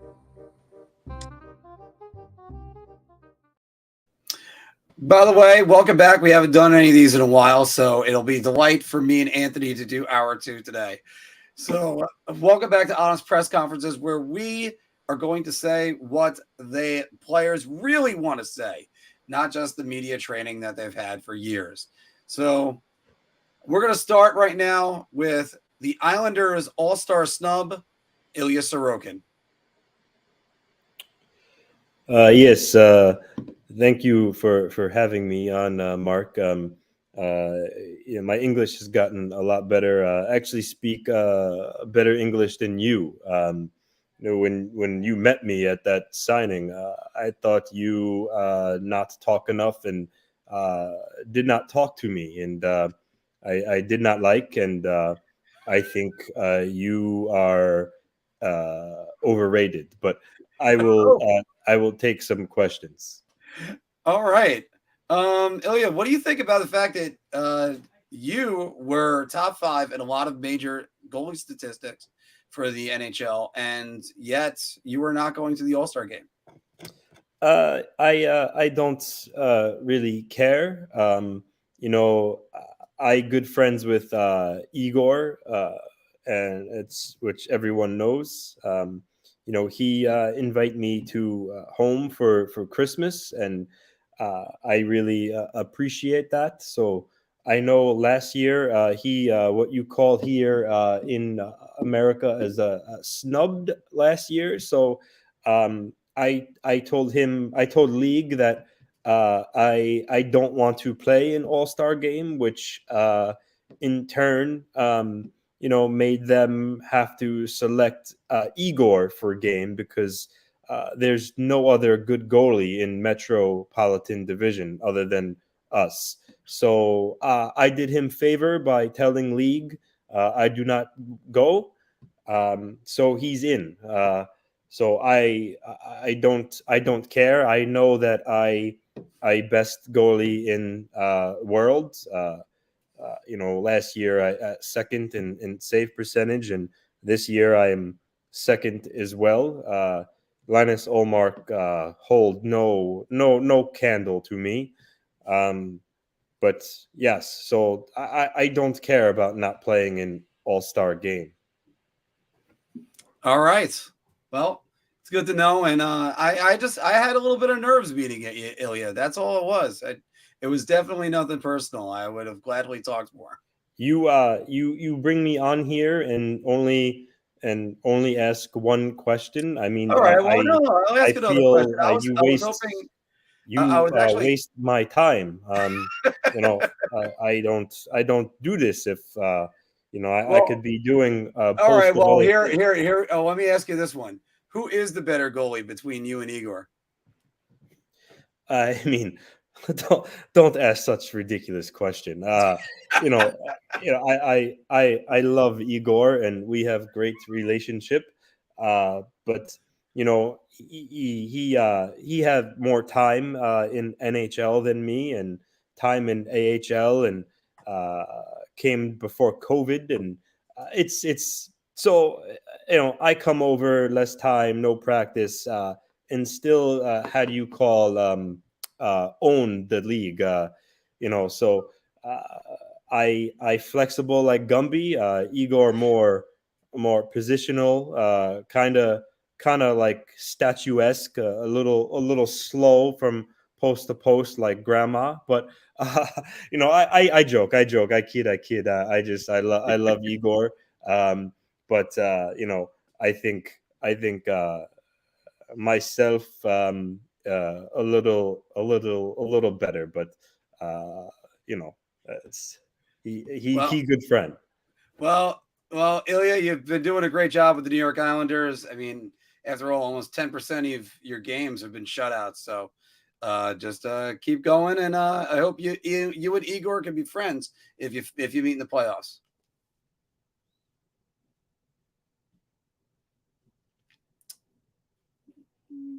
Did you freeze on me right there? I think Anthony might have froze for a second. Hold on. Oh boy, I'm gonna have to do mine in a moment. He's definitely frozen, everybody. So this is great. It's always great to have dead air. It's the hallmark of all good TV. And there he goes. Wow. All right. Well, hopefully I get Anthony back in just a moment because there he is. There he is. So Should have seen the pose that you were in for the frozen picture for a minute, Anthony. Yeah. By the way, I must say, very good commitment to the accent and the role that you were having right there. So yeah. No, seriously, I was a little bit nervous talking to Ilya. So I mean, I was just trying to be professional. Yeah, you didn't. I don't think you really said anything to him. No, well, Romanov was definitely the talker out of the two of them, and I was just, and you were talking more. So, Yeah. All right, Anthony, we had another press conference that we had to attend, and it's for the New York Rangers and Alexei Lafreniere. All right, so everybody, you've been hearing a lot about me, first overall pick, and the Ranger fans they've been coming at me from every angle, from Twitter to hell. I think he even hit me on Pinterest. But I know about the turnover the other night, but I did also collide with a guy. So what else was I going to be able to do? Would have been nice if Philip could have gotten up on his ass and gotten towards Damon Severson, fastest skater in the New Jersey Devils. But something, I'm trying to do everything Jerry's been telling me to do, that I can't help but just look at him now and say, hello, Jerry, with both the shifts I get. So it would be nice if I could actually play a little bit more than 10 minutes a game. But, that's what you should always do with a first round pick. Take him, throw him on a third line, make him a checking winger. And, hopefully he'll end up having 100 points magically out of nowhere with no power play time and no other time besides sitting for long stretches. Well, Chris Kreider is going to be out on Thursday. Maybe GG puts me on power play one, because or maybe even on the top line with Mika Zibanejad. I see that there's a hole right there. But knowing him, Jimmy Vesey is probably going to get moved up there because he's the coach's favorite, because that's all Jimmy Vesey always is. Little kiss ass. Where was he in 2018? Oh, that's right. They moved him out, shipped him over to Buffalo. So come on. I'm the future. I'm the guy that's going to be doing things for the New York Rangers. Now I'm ready to take some questions. You know, Alexis, so what do these names mean to you or have in common? Brian Lawton, Alexander Daig, Patrick Stefan, Nail Yakupov. I think you're trending on falling into that category. You know, Alexis, just to point things out here, Dawson Mercer only has 3 less points than you do in his career. He has 67. You have 70. You've played in 53 more games than Dawson Mercer. He was selected mid-first round. You were the first overall pick. You know, how do you well, first of all, how do you respond to that or answer that question? Or the fact that a 38-year-old Zach Parise has more points than you. I think you need to start owning it a little bit more rather than putting on your coaches and ice time, and start to realize that you might be a Nail Yakupov. You might be a bust. Oh, I don't think anybody's a Nail Yakupov. Nail is in a whole other category by himself, eh? So it's just like one of those things that I just can't help but say I don't want to be with them. I don't want to be with Brian Lawton. I don't want to be with Patrick Stefan. But on the other hand, you know what? If I do everything that I can to progress, they'll just look over and go, "Oh, that's very nice. We're going to go with Vinny for that shift," or go with. So there's always some other opportunity someone else is getting. I'm 3 years in. Either start doing something or start investing time in me, or just don't. That's just my take on it. But you know, first DQ is always right there. You know, not exactly a bust yet, but you know something, you need to. This is terrible because now Marc is putting on a French Canadian accent, and he didn't even realize he was doing it. But this is the you know, I'm not a bust just yet, and I will show everybody what my work ethic is. And you know something, when the New York Rangers decide to move me out for some 30-year-old veteran, I will make sure that they know they made a mistake in getting rid of me very quickly. Hey, Alexis, I have another question for you, and see your response here. How does it feel to know that Oliver Ekman-Larsson has more points than you? And also, here's a question for you. Do you know who JJ Moser is, by the way? You know who he is? Isn't he the running back on the Miami Dolphins? JJ Moser is a defenseman on the Arizona Coyotes, and he has 18 points. You have 19 points. Well, I guarantee that he's got much more than 12 minutes of ice time. Every time I get on the ice, Gerard just looks at me and says, "Alexei, get the hell off the ice." Shut up. I'm just calling it like it is, Alexis. So you know, I think it's okay. It's okay. If I was on the Arizona Coyotes too, I'd probably have a lot more points because after all, I'd be able to play a little bit. Yeah. I mean, and you look at Capo's eyes every now and again. He looks like every time he goes back to the bench, he's going to get a slap from one of the coaches. So it's just one of those things. I'm trying to hold it together. I'm trying to work as hard as I can in practice, but this is it's I don't know if this marriage is going to end well. Hopefully somebody can help me get the hell out of this position. Yeah, David says, Alexis, I think you will love Chicago. I don't know about that. The pizza ain't as good. I'll say that. All right. Well, let me turn it back over. Thank you very much. Bon revoir. I actually forgot how to say goodbye in French for a second. And all right, everybody, that was some of our honest press conferences. We were hoping to have Phil as Connor Bedard, but don't worry, we've got 6 more months of that.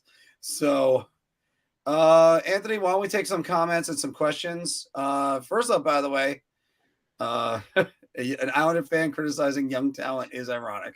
See, what's funny about that is there are Ranger fans, certain Ranger fans that like this one, Chris T.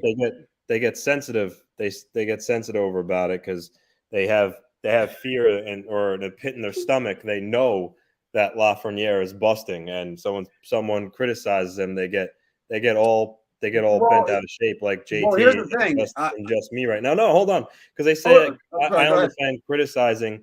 I'm as straight down the middle as it comes. Like Oliver Wahlstrom, there are Islander fans who talk about Oliver Wahlstrom like he's like he's going to be David Pastrnak. Like, yeah, he has an elite shot and release.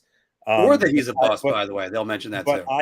I can admit that just because he has that elite shot and release, from watching him, I think he'll be a 20-goal guy.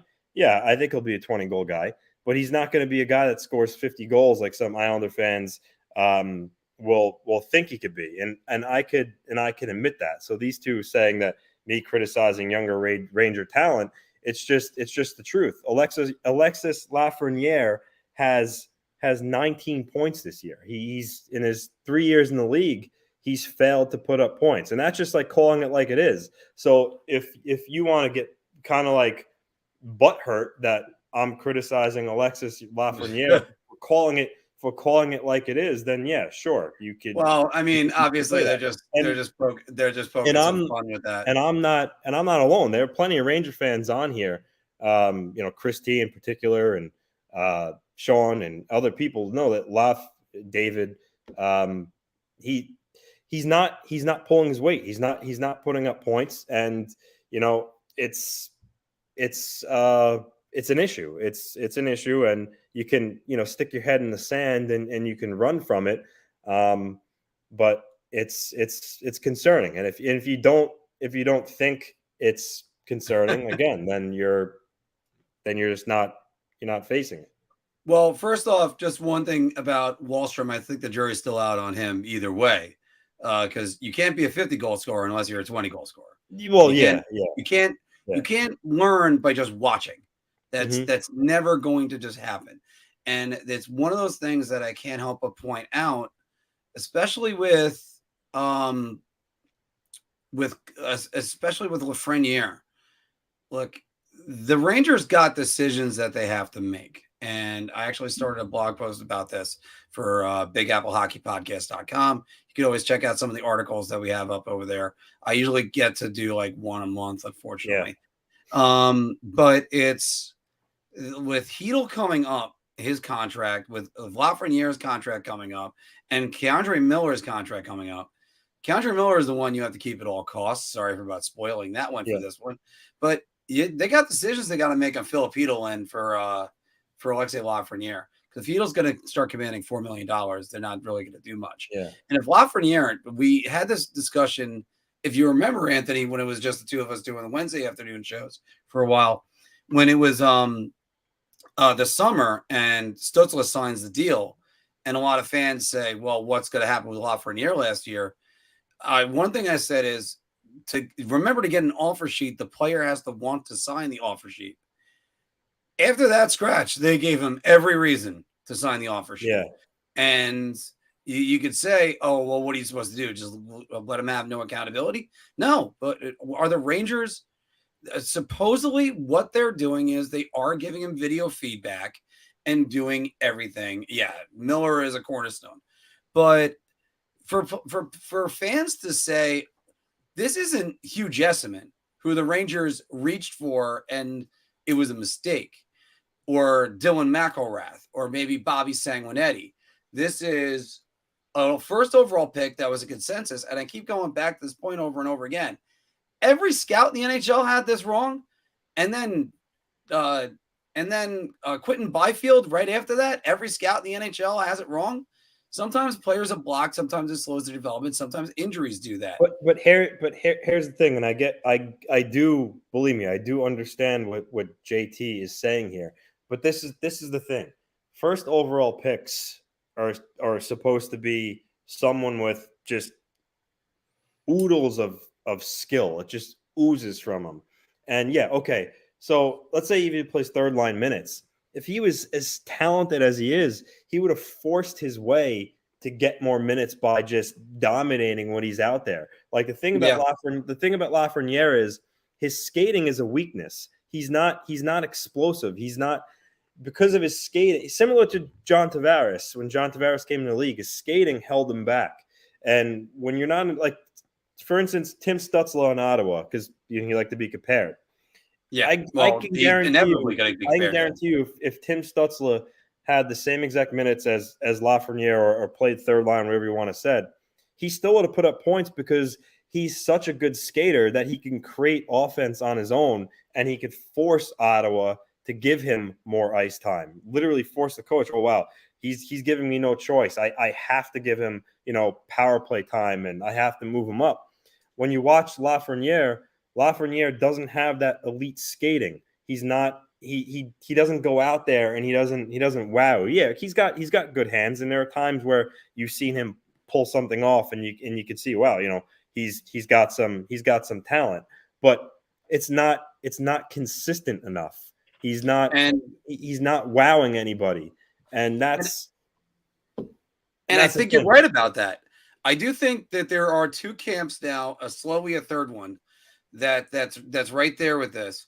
One is saying he doesn't have the talent, or he's not working on getting better and improving, which would be very much a bad thing. I didn't think that was going to be happening with him. However, and JT's in my camp with this. If Laf was Gretzky, Devon ain't moving Kreider and Panarin for him. Now, Kreider's going to be out Thursday. They already announced that. Yeah. Upper body injury, which you hope is not going to be a prolonged thing. Now there's opportunity. Now you got to move him. I'd say maybe you don't have to move him up, but give him more ice time. Give him more playing time. Give him something. Because right now, the Rangers, this is what the bad part about this is. The Rangers right now have 2 RFAs. They have absolutely no idea what their talent level is or what their usage level is. Like, is Philip Hedl the guy from the playoffs, or is Philip Hedl the just an adequate third line center? Because if that's the case, you can't pay him $4 million. You can't pay him $4 million. You have to move on and go get another one. Is Lafreniere a first overall pick that's going to be a cornerstone of your franchise? If not, move on from him. Try to see if you can get like a Nils Lundqvist type of deal. I mean, and by the way, David, you're right about this, but Heischer's always been very good defensively. And now you're seeing it. To that point, Nico Hischier in his first year had a 52-point season. And then in his second year, he followed it up with a 47-point season. So Lafreniere hasn't come close to putting up those numbers. So, I mean, but his defenders, like myself, will also tell you he has the most even strength. Is the second most even strength goals on the New York Rangers behind Chris Kreider. That's it. Like, for the last few years. Now, the other thing is, now that you're seeing the usage go up with Kakko, you're starting to see a little bit more results. Confidence is the weirdest thing, Anthony. And you know what? It's just like, it's like when you have it, it'll be great. I'm not sure if he goes at the deadline. I think he goes. I don't think he'll go at the deadline. So he's got 18 points. Let's just call it and say at the end of the year he's got 32. If he has somewhere around there, I think they would consider it in the offseason. Mm-hmm. Because and I'll tell you why. It's not because the contract that he's going to get this offseason, it's not going to break the bank. That's not the issue. But I think going forward long term, when they look at their cap structure, I think that they feel maybe he may not fit into what they have to do. And then also legitimately comes into play again. Say he does end up with 32 points again, Mark. Now you're talking, okay, you just finished your third season, right? Yeah. So you just finished your third season. Once again, you have an underwhelming point total, 32 points. Then it gets to the point of, okay, well, at what point do we consider trading him while he still has some value? Because you know what happens, Mark. If they keep him, again, let's say he has 32 points, they keep him, and then next year he follows it up with another 30-point season. At that point now, 4 years, it's almost to the point, okay, well, he is a bust.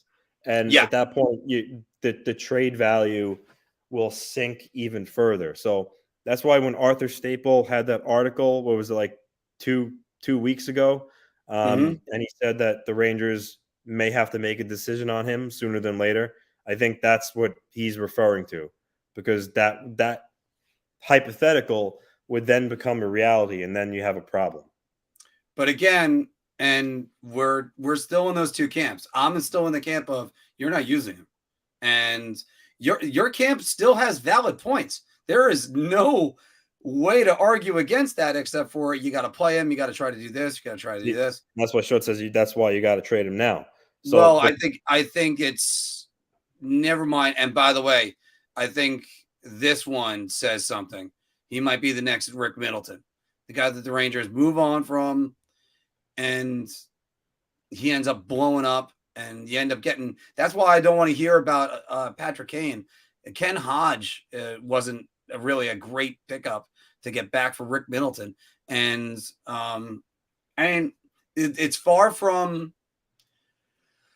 I got a name that's coming out, Anthony, but follow me on my thinking on this. Just I'm getting disgusted just even thinking about it. But Nolan Ryan is a New York Met.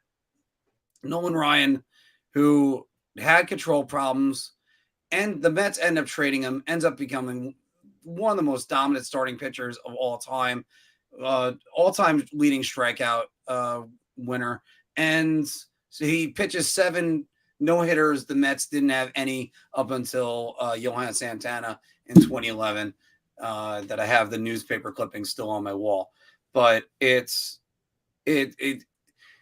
you don't use the player, then I can't definitively say bust or not, because now Kravtsov is starting to kind of make me question whether or not he's a bust. But then again, you look at what the Rangers have done. They've produced 150 goal scorer in their history. That's it. Yeah.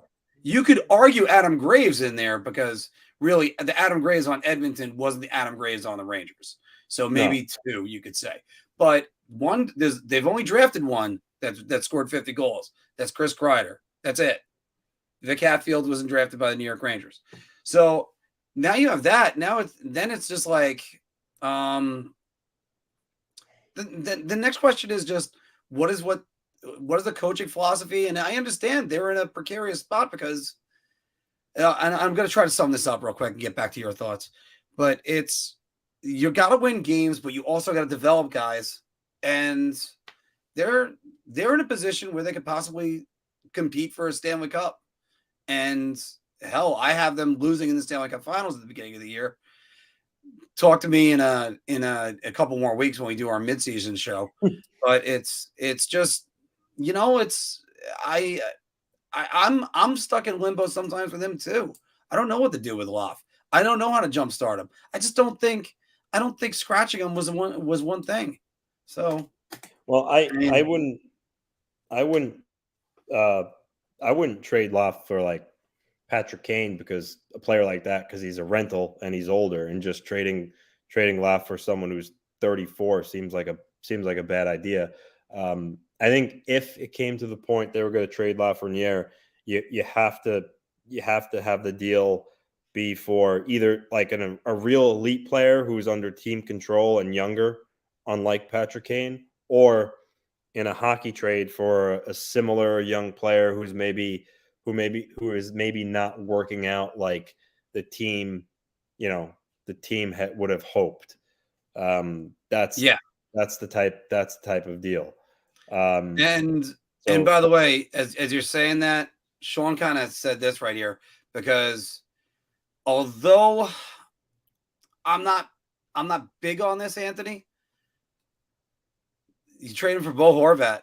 You can actually get that done. And then I like the thought process behind that, but again, Bo Horvat, the Rangers cap situation with having to sign Hedel and Miller and just where they are in general. How are you're you just gonna using them for the season. That's it. how you can't trade Lafreniere for a guy who probably the Rangers won't be able to re-sign him at $8 million like he's going to command next season. So, and this is coming from a guy who obviously isn't really all that bullish on Lafreniere, but I think as much as I love Bo Horvat, trading him for Horvat seems like a bad idea. I mean, now if you could tell me that Horvat would stay and the Rangers can afford him long term, then maybe it's not as bad. Bo Horvat's not that old. He's only 27, but other than that, I don't see him trading for a rental. But if he goes to a team like, say, for instance, the Vancouver Canucks, then you're looking at a situation. No, I said Vancouver.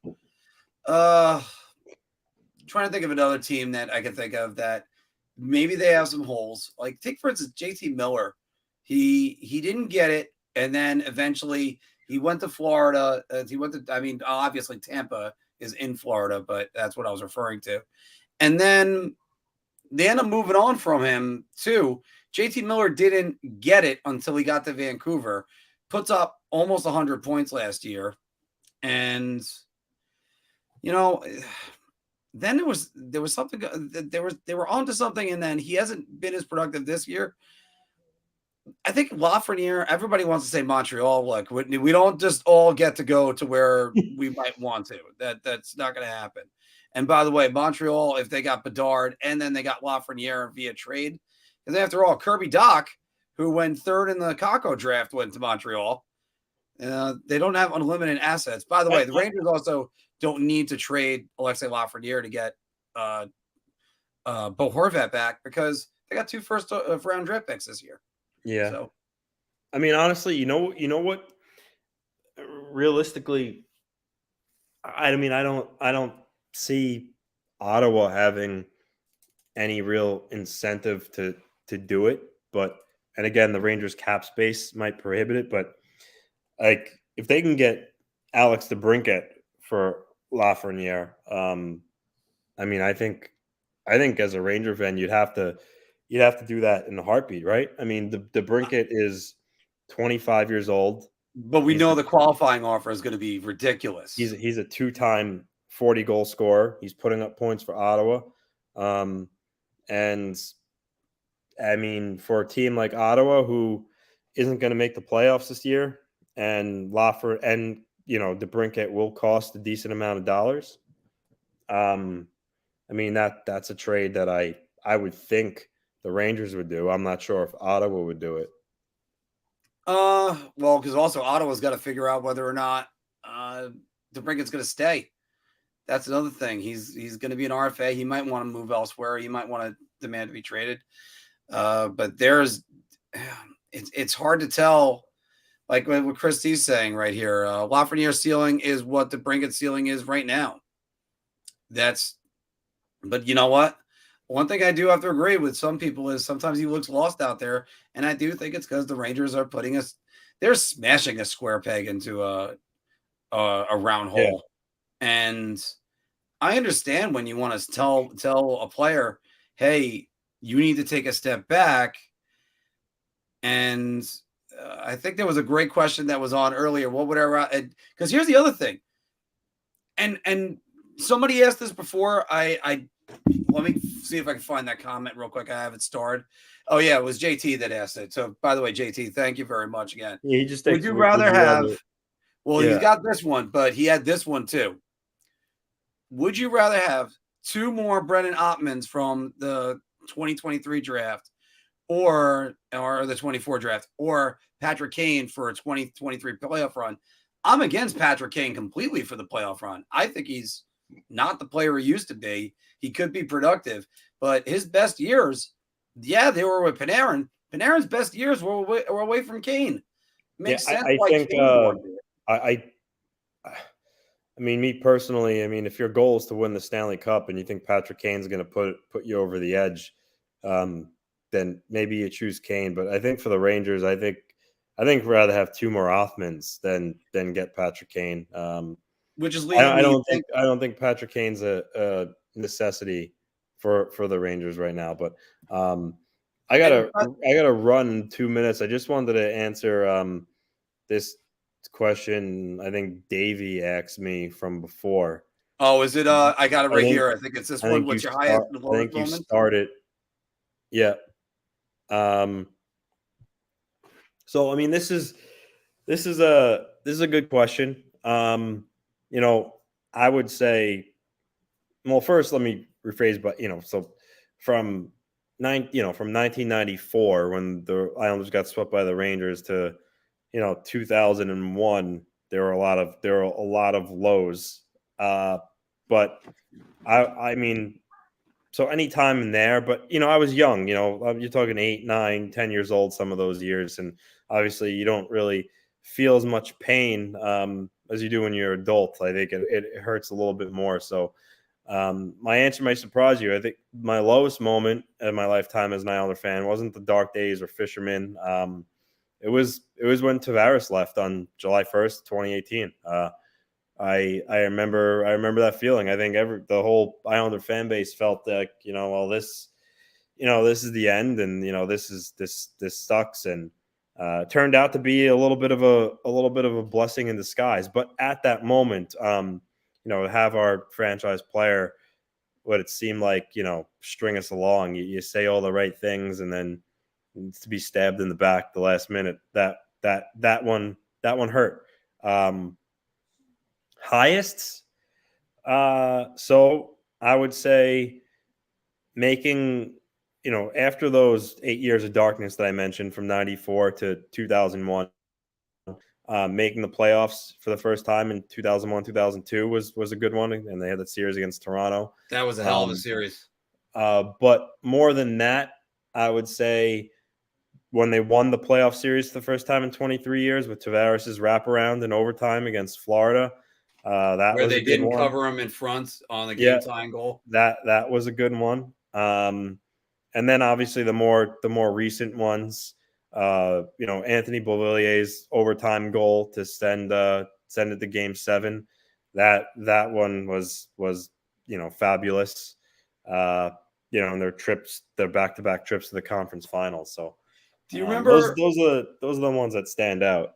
I have to laugh about this because I was sitting with a couple friends of mine that were watching that game, and they were getting all disheartened, and they were down 2-0. Jordan Everly scores on a wicked backhander. Yeah, got them. Yeah, he got them on the board. And as soon as that happened, I said, "There you go, guys. There's hope." Because when Vasilevsky closes out a team, he shuts them out.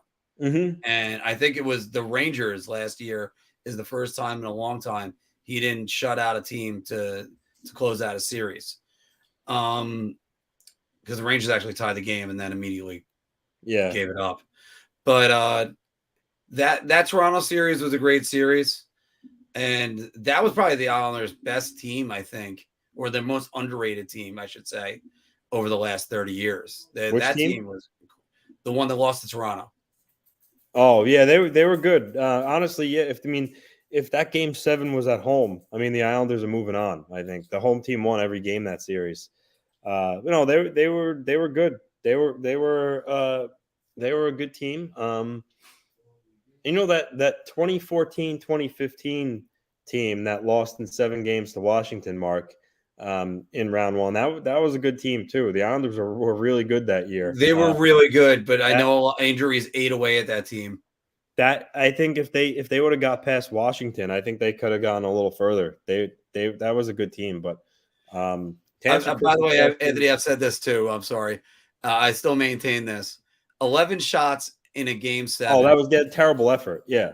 Yeah. And despite that, it was still a 1-1 game. Franz Nielsen tied the game, and then Kuznetsov, I believe, has got the game winner. Yeah, the game winner. Yeah, soccer teams get more than 11 shots in a game. And I would have just looked at Jack Capuano and went, "Oh, don't worry, you don't have to give the press conference. You're fired." Yeah, because that's just egregious. I remember I was working that night. We were packed at the bar. I'm running around everywhere, and eventually I looked over at my buddies because they were all again, fortunately, I was able to glance at the game with you guys, but not with you guys because you weren't there. But and I just looked over. I go, they had 11 shots in that game. They go, yeah, it's unbelievable. Like 11 fucking shots. That's to answer this question. For the longest time, the Sean Bates penalty shot was like the best moment, but since then it kind of got surpassed. But I was there for that, by the way. Yeah, And I gotta go. I gotta go the JT winner just because that clinched the series for the first time in 23 years, and that was that kind of got the monkey off the back, so to speak. The Bates penalty shot was amazing, and I think I was a junior in high school that year. I wasn't there, but I heard people that were there was the loudest they ever heard the Coliseum. But I think the JTOT winner, for my opinion at least, tops the cake. And you look at that decor back then, yeah, and you have probably my favorite New York Islander of all time. Not that I'm an Islander fan, but I always love asking that. Who's your favorite player from the other franchise? And Adrian Aucoin was just at the top of his game. Yeah, he was a workhorse. Him and Janssen and Hammerlich and Yanni Nienema, they rounded out a good top four. But see, David, the year that Tavares left, that was the year that me and Phil were actually covered the NHL draft in Dallas for that other station that we were at, and I felt differently from being around people on the draft floor and being connected to people. The consensus was that Tavares was staying. I remember right before the draft, around that time, Darren Dreger had reported that Tavares's main focus was just negotiating with the Islanders, and it looked good. Again, I could tell you from what Arthur Staple told me on the draft floor that day, and he basically said that it was in his opinion it was basically a formality that Tavares going to the that 5 day talking to teams during that window was just exactly that, and he was likely going to come back to the Islanders. So yeah, I thought he was staying from everything I was hearing, everything that he said. I thought he was staying, and I think Garth Snow trusted him too much personally. I think. Yeah, and how about this? What Chris T's saying. Yeah, well, John Tavares even texted, "Welcome to the Islanders."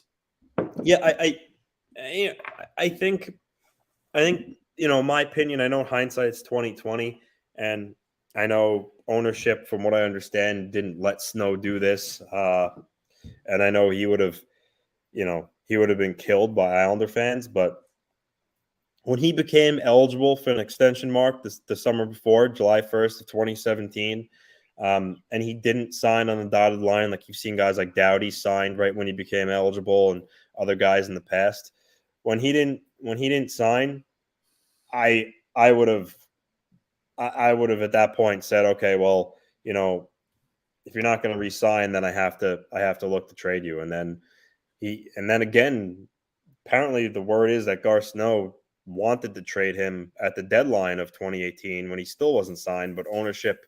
Again, Tavares, that's, what you hear the thing, Tavares pleaded with Snow saying not to trade him, and he listened to him. So I think he gave him too much rope. I think he let him essentially determine everything. And I get why, because it was the franchise player and he wanted to cater to him and to make him more likely to stay. But I think it had the opposite effect on the whole situation. I know, looking back on it, when you're in it, you're so bitter and you don't want to hear anything else. But now that so much time has passed, I do honestly, truly believe that he did intend to stay. But I think just from talking to the Leafs with their pitch, I think it just was like a light switch at that point. I think it was just too much. The thought of being able to play from your hometown team, and they just wowed him too much, and he left. But I looking back on it, when you take the anger out, I do believe that he did intend on staying, and he wasn't the liar that every Islander fan said he was. And again, just things changed once he was able to talk to the Maple Leafs. But And also, by the way, I've used this metaphor all the time. If my wife is thinking about getting a divorce, the last thing I'm letting her do is date. So, and I do think that he intended to be a New York Islander for his entire career. It's just that, and by the way, that I do think that situation could have an effect and a ramification on the Islanders in free agency, because then free agents will look over and go, well, what if I spurn the Islanders? But now you have the Barzal situation that settled itself, and now he's a New York Islander for another 8 years on top of this. And I'm going to go to State's question for you before you start running out on me. Do you think the same thing will happen to the Leafs with Austin Matthews? I'm going to start first on this. No, I don't think it's going to happen again. I think the Tavares situation is a cautionary tale for everybody. There are certain players, you ride it out to the end of their contract and then part your ways if you have to. You can't afford to do that. I don't know, man. If the Leafs go out in the first round again, okay? Follow me. If they lose in the first round again this offseason, and Austin Matthews hesitates and doesn't sign an extension when he becomes eligible on July 1st, you have to, opposite of that, Mark, you have to learn. You have to learn from maybe the mistake the Islanders made. I think then you seriously consider saying to Matthews, okay, well, if you're not going to resign right now, you may have to look to move you, because the Leafs can't afford for Matthews to leave in free agency for nothing. And don't forget, he's an American kid. He's an American kid playing in Canada. He sees what Matthew Tkachuk just did in Calgary, an American kid not wanting to resign in Canada, and wanted to go play in the United States. So, I mean, not every individual is the same, but Matthews could feel the same way, especially if the Leafs lose again. If the Leafs lose again in the first round, it's not inconceivable that he would say that he would balk at signing an extension in July. And I think they would have to move him. But I know they won't, but I would think it would be prudent if they would. I am tended to agree with you on these, because, you got to figure out, they got to figure out what this is the reason why you go with a franchise and an identity. You have to craft that. You can't just go, all right, well, we're just going to, first off, the Leafs screwed up to begin with. Should have signed him for longer instead of walked him right into unrestricted free agency. Right now, Matthews is 25. He signed to 2024, and he'll be 28 when that contract hits. He's going to ask for a huge deal. He is. Absolutely mega bug deal. And you know what? There are teams that are going to line up to go get him. I mean, certainly you're going to have the teams that can't afford him, like the Ottawa Senators, but I mean, I'm not even sure the Toronto Maple Leafs could afford him by that. And you know something? You have to then reload. You have to restock the cupboard, because the Toronto Maple Leafs are bone dry. Looking at their draft picks, I mean, sure, they got their first rounder this year. That's going to be dealt at the trade deadline. They don't have their second rounder. They have a conditional pick from Arizona, but it's still not really going to happen on much. Anthony probably had to run out right there, because he was saying now he had to run out, so no worries. But you got to wonder what the Leafs are going to do with that. And speaking about one point that I didn't make about the Alexei Lafreniere situation is the Rangers going to have to make a decision, because Ottman's coming. There's no way around that. So you can't just say, all right, we'll just put this kid off to the side. No, you're going to have to see what he could do. So it's just that simple. They got to figure out what they can do. The Rangers specifically. It's just because that's why the Islanders could take their time with Wahlstrom. There isn't a player that's coming in that's really pushing him out. You could still see potential. You could still have some time trying to figure him out. Over to the Rangers, when you got Ottman, who's going to be coming to the pros, and who knows, it could be as early as April. He could be a New York Ranger and go in for the stretch run. I don't think this is going to happen, because he's got a slide contract. The Rangers are going to leverage that, because you have to take the extra year if you have it. and keep team control. So, but that's just, But by the way, Tommy, I do wonder about a player playing at home. Sometimes it happens where it's a good thing. Sometimes it doesn't. So right now it is 8:01. I'm going to go to 8:05, guys. So we got another 4 more minutes. Which I didn't say another 10 minutes. I might even start playing bye-bye right now to help us. But it's once again, by the way, if you guys haven't done it, make sure you are appeasing the YouTube gods and the algorithm and that you've liked this video. And there's our hand of God. Oh, so because last check, we are on 10 likes. We need to get a lot more than that. So I got to stop that because that's the last time I want to be given the finger. So that actually I learned how to make more graphics like that. So it's going to be a lot more fun with that. But, I got to wonder about people playing at home because maybe him being at home might help him mentally speaking, or maybe he needs to just have a completely different change of venue. I mean, that can happen with a lot of players, and then they end up succeeding and growing from there. By the way, asked before, are the Islanders in danger of missing the playoffs? 78% of you said yes. And especially when you look at everything that was going on right there. Let's get back to some of these comments. Christy was saying, is it really bad if Ottman played in the AHL next year? I don't think it's really that bad, but the thing is, he was forcing his way on the Rangers in the preseason. You don't want to demotivate somebody and send them down to the minors.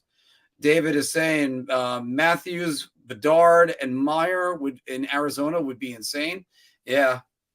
Oh, David, thank you for the 11th like. Yeah, we always need these because the YouTube algorithm and we need to be kicking it out there all the time. But I don't think you're getting anything for Sammy Blais. Not anymore. Or Julian Gauthier. I don't think you're getting much for Julian Gauthier. Might net you a 4th round pick, I'll say. I wouldn't go 3rd round for Julian Gauthier. And you get some people that believe Julian Gauthier should be getting top line minutes. Like, wait, what are you talking about? He's fine where he is on the 4th line. That's it. That's all he's ever going to be. But again, it's where you can't help but look at everything and the other thing about Austin Matthews, and going back to what you guys were saying with that before, and yes, David, Kreider's no move contract goes at the same time. If Matthews doesn't win a playoff series this year, why not start looking at going out west? Why not look at like maybe an LA, an Anaheim, an Arizona, where everybody's expecting him to move to Arizona, but a lot of people have also said they love living in Arizona, but not playing for the Coyotes. If the Coyotes have a chance at getting Austin Matthews, they need to take it because that is obviously the greatest PR they could ever have. And it's just, you look at teams out west, there aren't teams in the Pacific Division that really are blocking Austin Matthews from succeeding. And that's where, that's where you also have to say you're an original 6 team. You lose a player like Austin Matthews, that doesn't happen. That just does not happen. I mean, the last time I think an original 6 lost a player like that with still, I'm thinking Messier right now. That's how far back I'm going. And he went to Vancouver. And let's be honest, it's because Dave Checkett shoved him out the door. So, hey, Romanello, how you doing? So, but they're going to have to restock the cupboard. All right. Nick Type is saying, so what's the final verdict here? Are we with giving Loff the continued shot, or are we calling him a bust and waiting to move on? Personally, I think the Rangers organization should be ashamed. And there was an F-bomb in there, and I agree with that 100%. Look, I got to 100% agree with you on that because they should be ashamed in the way they developed. both Kako and Lafreniere. Now, you could say that there were problems with each player, but also I can tell you there was potential with each player. Like, Phil will tell the story about when Kaapo Kakko scored a goal versus Calgary Flames in his first year. This was in November. Then he took a questionable penalty that it shouldn't have been called, and then was stapled to the bench, and then basically he was taken off power play 1 in favor of Ryan Strome. What the hell was Ryan Strome going to give you? And I don't give a crap what the rest of his production was. So, are you trying to actually succeed and develop these young players? Because again, you can't tell me that both Kakko and Lafreniere were given in positions where they were able to succeed at all. No, of course not. I mean, you're basically taking hot rods and putting them in the garage and leaving them in the shrink wrap and hoping that they're going to accumulate value. It doesn't make any sense to me what the Rangers have done with this. And the reason why it actually makes very little sense to me in any way is because, yeah, I know Panarin and Kreider were signed. But if that's the case, if that was not in your plans, then you trade the pick. That's what you do. Because let's say, again, I think it was Chris T or somebody that said that in there earlier. If you redrafted the draft, the Kakko draft, then the Rangers end up with Trevor Zegras. Well, no duh. The biggest need was center. But and again, look, I also think Chris Kreider has earned his ice time because he's been first off, he should be the captain of the New York Rangers. But I've given my logic on every reason why he's not.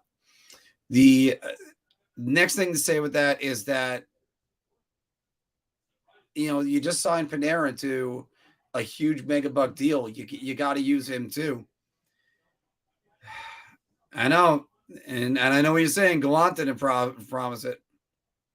See, but the thing is, Tommy, I'm not sure if Trevor Zegras would be great as a New York Ranger, because would the Rangers have let him go back to the World Juniors? Would they have gotten him to come along slowly? And then would the Michigan rub people the wrong way? Like, there's a very traditional mindset with the New York Rangers, especially Chris Drury. Just, ask Phil on his thoughts with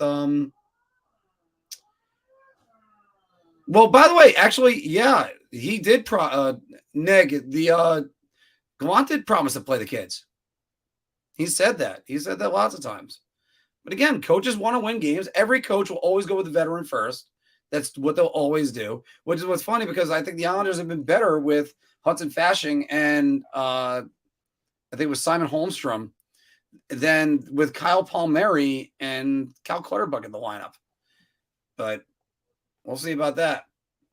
But they wouldn't have played him over Strome or Mika. Yeah, that's right.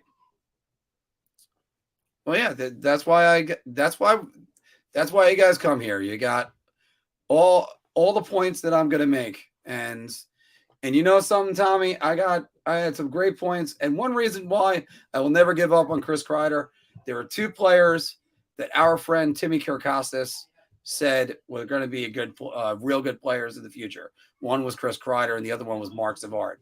The Rangers gave up on Marc Savard, and it did take him to go through Calgary and Atlanta before he finally found himself his last year in Atlanta, and then had a great career with the Boston Bruins.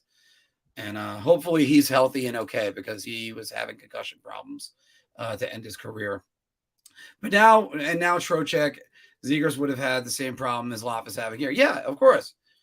And there would have been some excuses. Chris G, hey, how's it going? I know you messaged earlier, and I never was able to get back. Romanello saying the Rangers are the only franchise that could see a team going to the Eastern Conference Finals as a net negative overall for overall team growth, because they snap into a win now a year early. Yeah, that's basically the one way to say that. They're definitely win now. They're definitely a win now.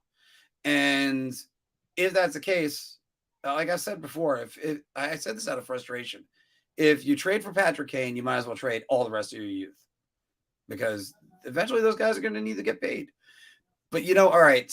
But going with this, no, that's well, David, I think Kreider would have made it through Torts. The fact that he succeeded, you know what? No, I'm going to give you this because I think Torts developed a couple good players into real good players. He developed Dan Girardi into a really good defenseman. He developed Ryan Callahan into a really good forward. By the way, Ryan Callahan he scored 29 in 2012. And I think he would have been the only Ranger forward drafted in this millennium to score 30 goals if he had one more. And then Kreider eventually did that. Think of how that's the thing. The Rangers' track record of the players they've drafted hasn't been good. They're getting everybody else's. I mean, I remember Joseph Bale was supposed to be something good that they got for Alexei Kovalev in the 2004 season a little bit late. Or just the Rangers, I question a lot of their talent scouts, talent evaluators, and then the decision makers, because then you have to figure out who's going where. Because after all, the Rangers had Mike Knuble too. Remember that? And then he was better. He was good before he came to the Rangers. He was better after he left the Rangers. There's a lot of, for every Ranger fan that right now, by the way, is questioning the organization and their development strategy, it's all in fair play. Because here's the other problem. When have they ever done well with their development? Ever. I mean, think about it. Going back 30 years. So I did say 8:05. So we're actually now 10 minutes over. So I'm going to start the music now, guys. We're going to go for about 2 more minutes. There's a lot of good hockey talk that we had today. And you know what? We were going to have even more too. But like I said, I got Phil going right here. God rest his soul. Right? Excellent, talented musician. And I love using this song as our goodbye song too. But so the Rangers tomorrow night, I actually might be going to the game. I don't. Yeah, and by the way, yeah. How do they not see it? They never prioritize. And this is another thing about it. Let's get this straight too.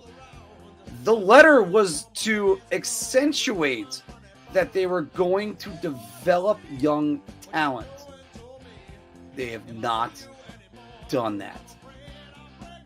They've done it they could do it with their defense. Adam Fox was basically a finished product. I mean, Keandre Miller looks like he is going to be a cornerstone piece for this franchise for years to come. But they do not prioritize developing their forwards.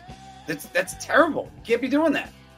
And the funny part is the last 10 years, they did a good job with developing average forwards. Derek Stepan, Ryan Callahan. Chris Kreider, at least, was still something, especially in the Stanley Cup contending years. Then you had, Zibanejad was considered to be a bust. Not now.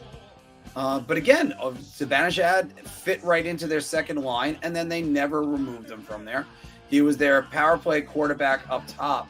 And then if you remember, he moved to the bumper in 2019 and had the 42-goal season, obviously, that 5-goal game, which was still amazing. But I mean, they have to prioritize how you're going to use these players. Because again, now imagine if they left Zibanejad just up in that spot and he's just hauling back and cranking on the bombs in the Ovechkin spot, because that's really what it's called, the Ovechkin spot. But he might not have developed. But now look at him now. So, but Gaborik was a free agent signing. And I mentioned this about Gaborik in 3 years of being a New York Ranger. I'm sorry, 4 years, because I got to include 23 and 13. But he had a 40-goal season to start as a Ranger, and then a 22-goal season. And there's another number behind the 22-goal season, which was disturbing. And then it was he went back to 40 in 2012. So that gave the Rangers two out of 4 years of 40-goal scorer. And Gabbert really liked being in New York. He was a little soft. He disappeared in the playoffs. But the 2011 season when he scored 22 goals, I think it was 10 of those goals were in 3 games. He had a 4-goal game against the Leafs. He had 2 hat tricks, I think one against the Islanders, and I forgot who the other one was against. I used to remember them all like the back of my hand. Now I just see lots of veins. So but again, Rangers did, and don't forget Carl Hagelin, Jesper Fast. Now you got to develop superstar talent. Superstar talent doesn't go third line. No, these guys were playing 20 minutes a game. You gotta at least use them a little bit, and that's where I'm worried about Alexei Lafreniere. So, everybody, by the way, once again, thank you very much for joining us today. It is always incredible to do this show, and I can't wait till there's more of you to watch, and we're doing these more. Maybe we can start doing them every day as soon as we start making some profits. All right. Anyway, thank you very much. If you're going to be at the game tomorrow, I might be there. So, feel free to say hi if I'm there. Shoot me a message on Instagram or something, and or even Twitter. But it's been a great time, everybody, and goodbye. It's been nice, Take it easy. We'll see you next Wednesday.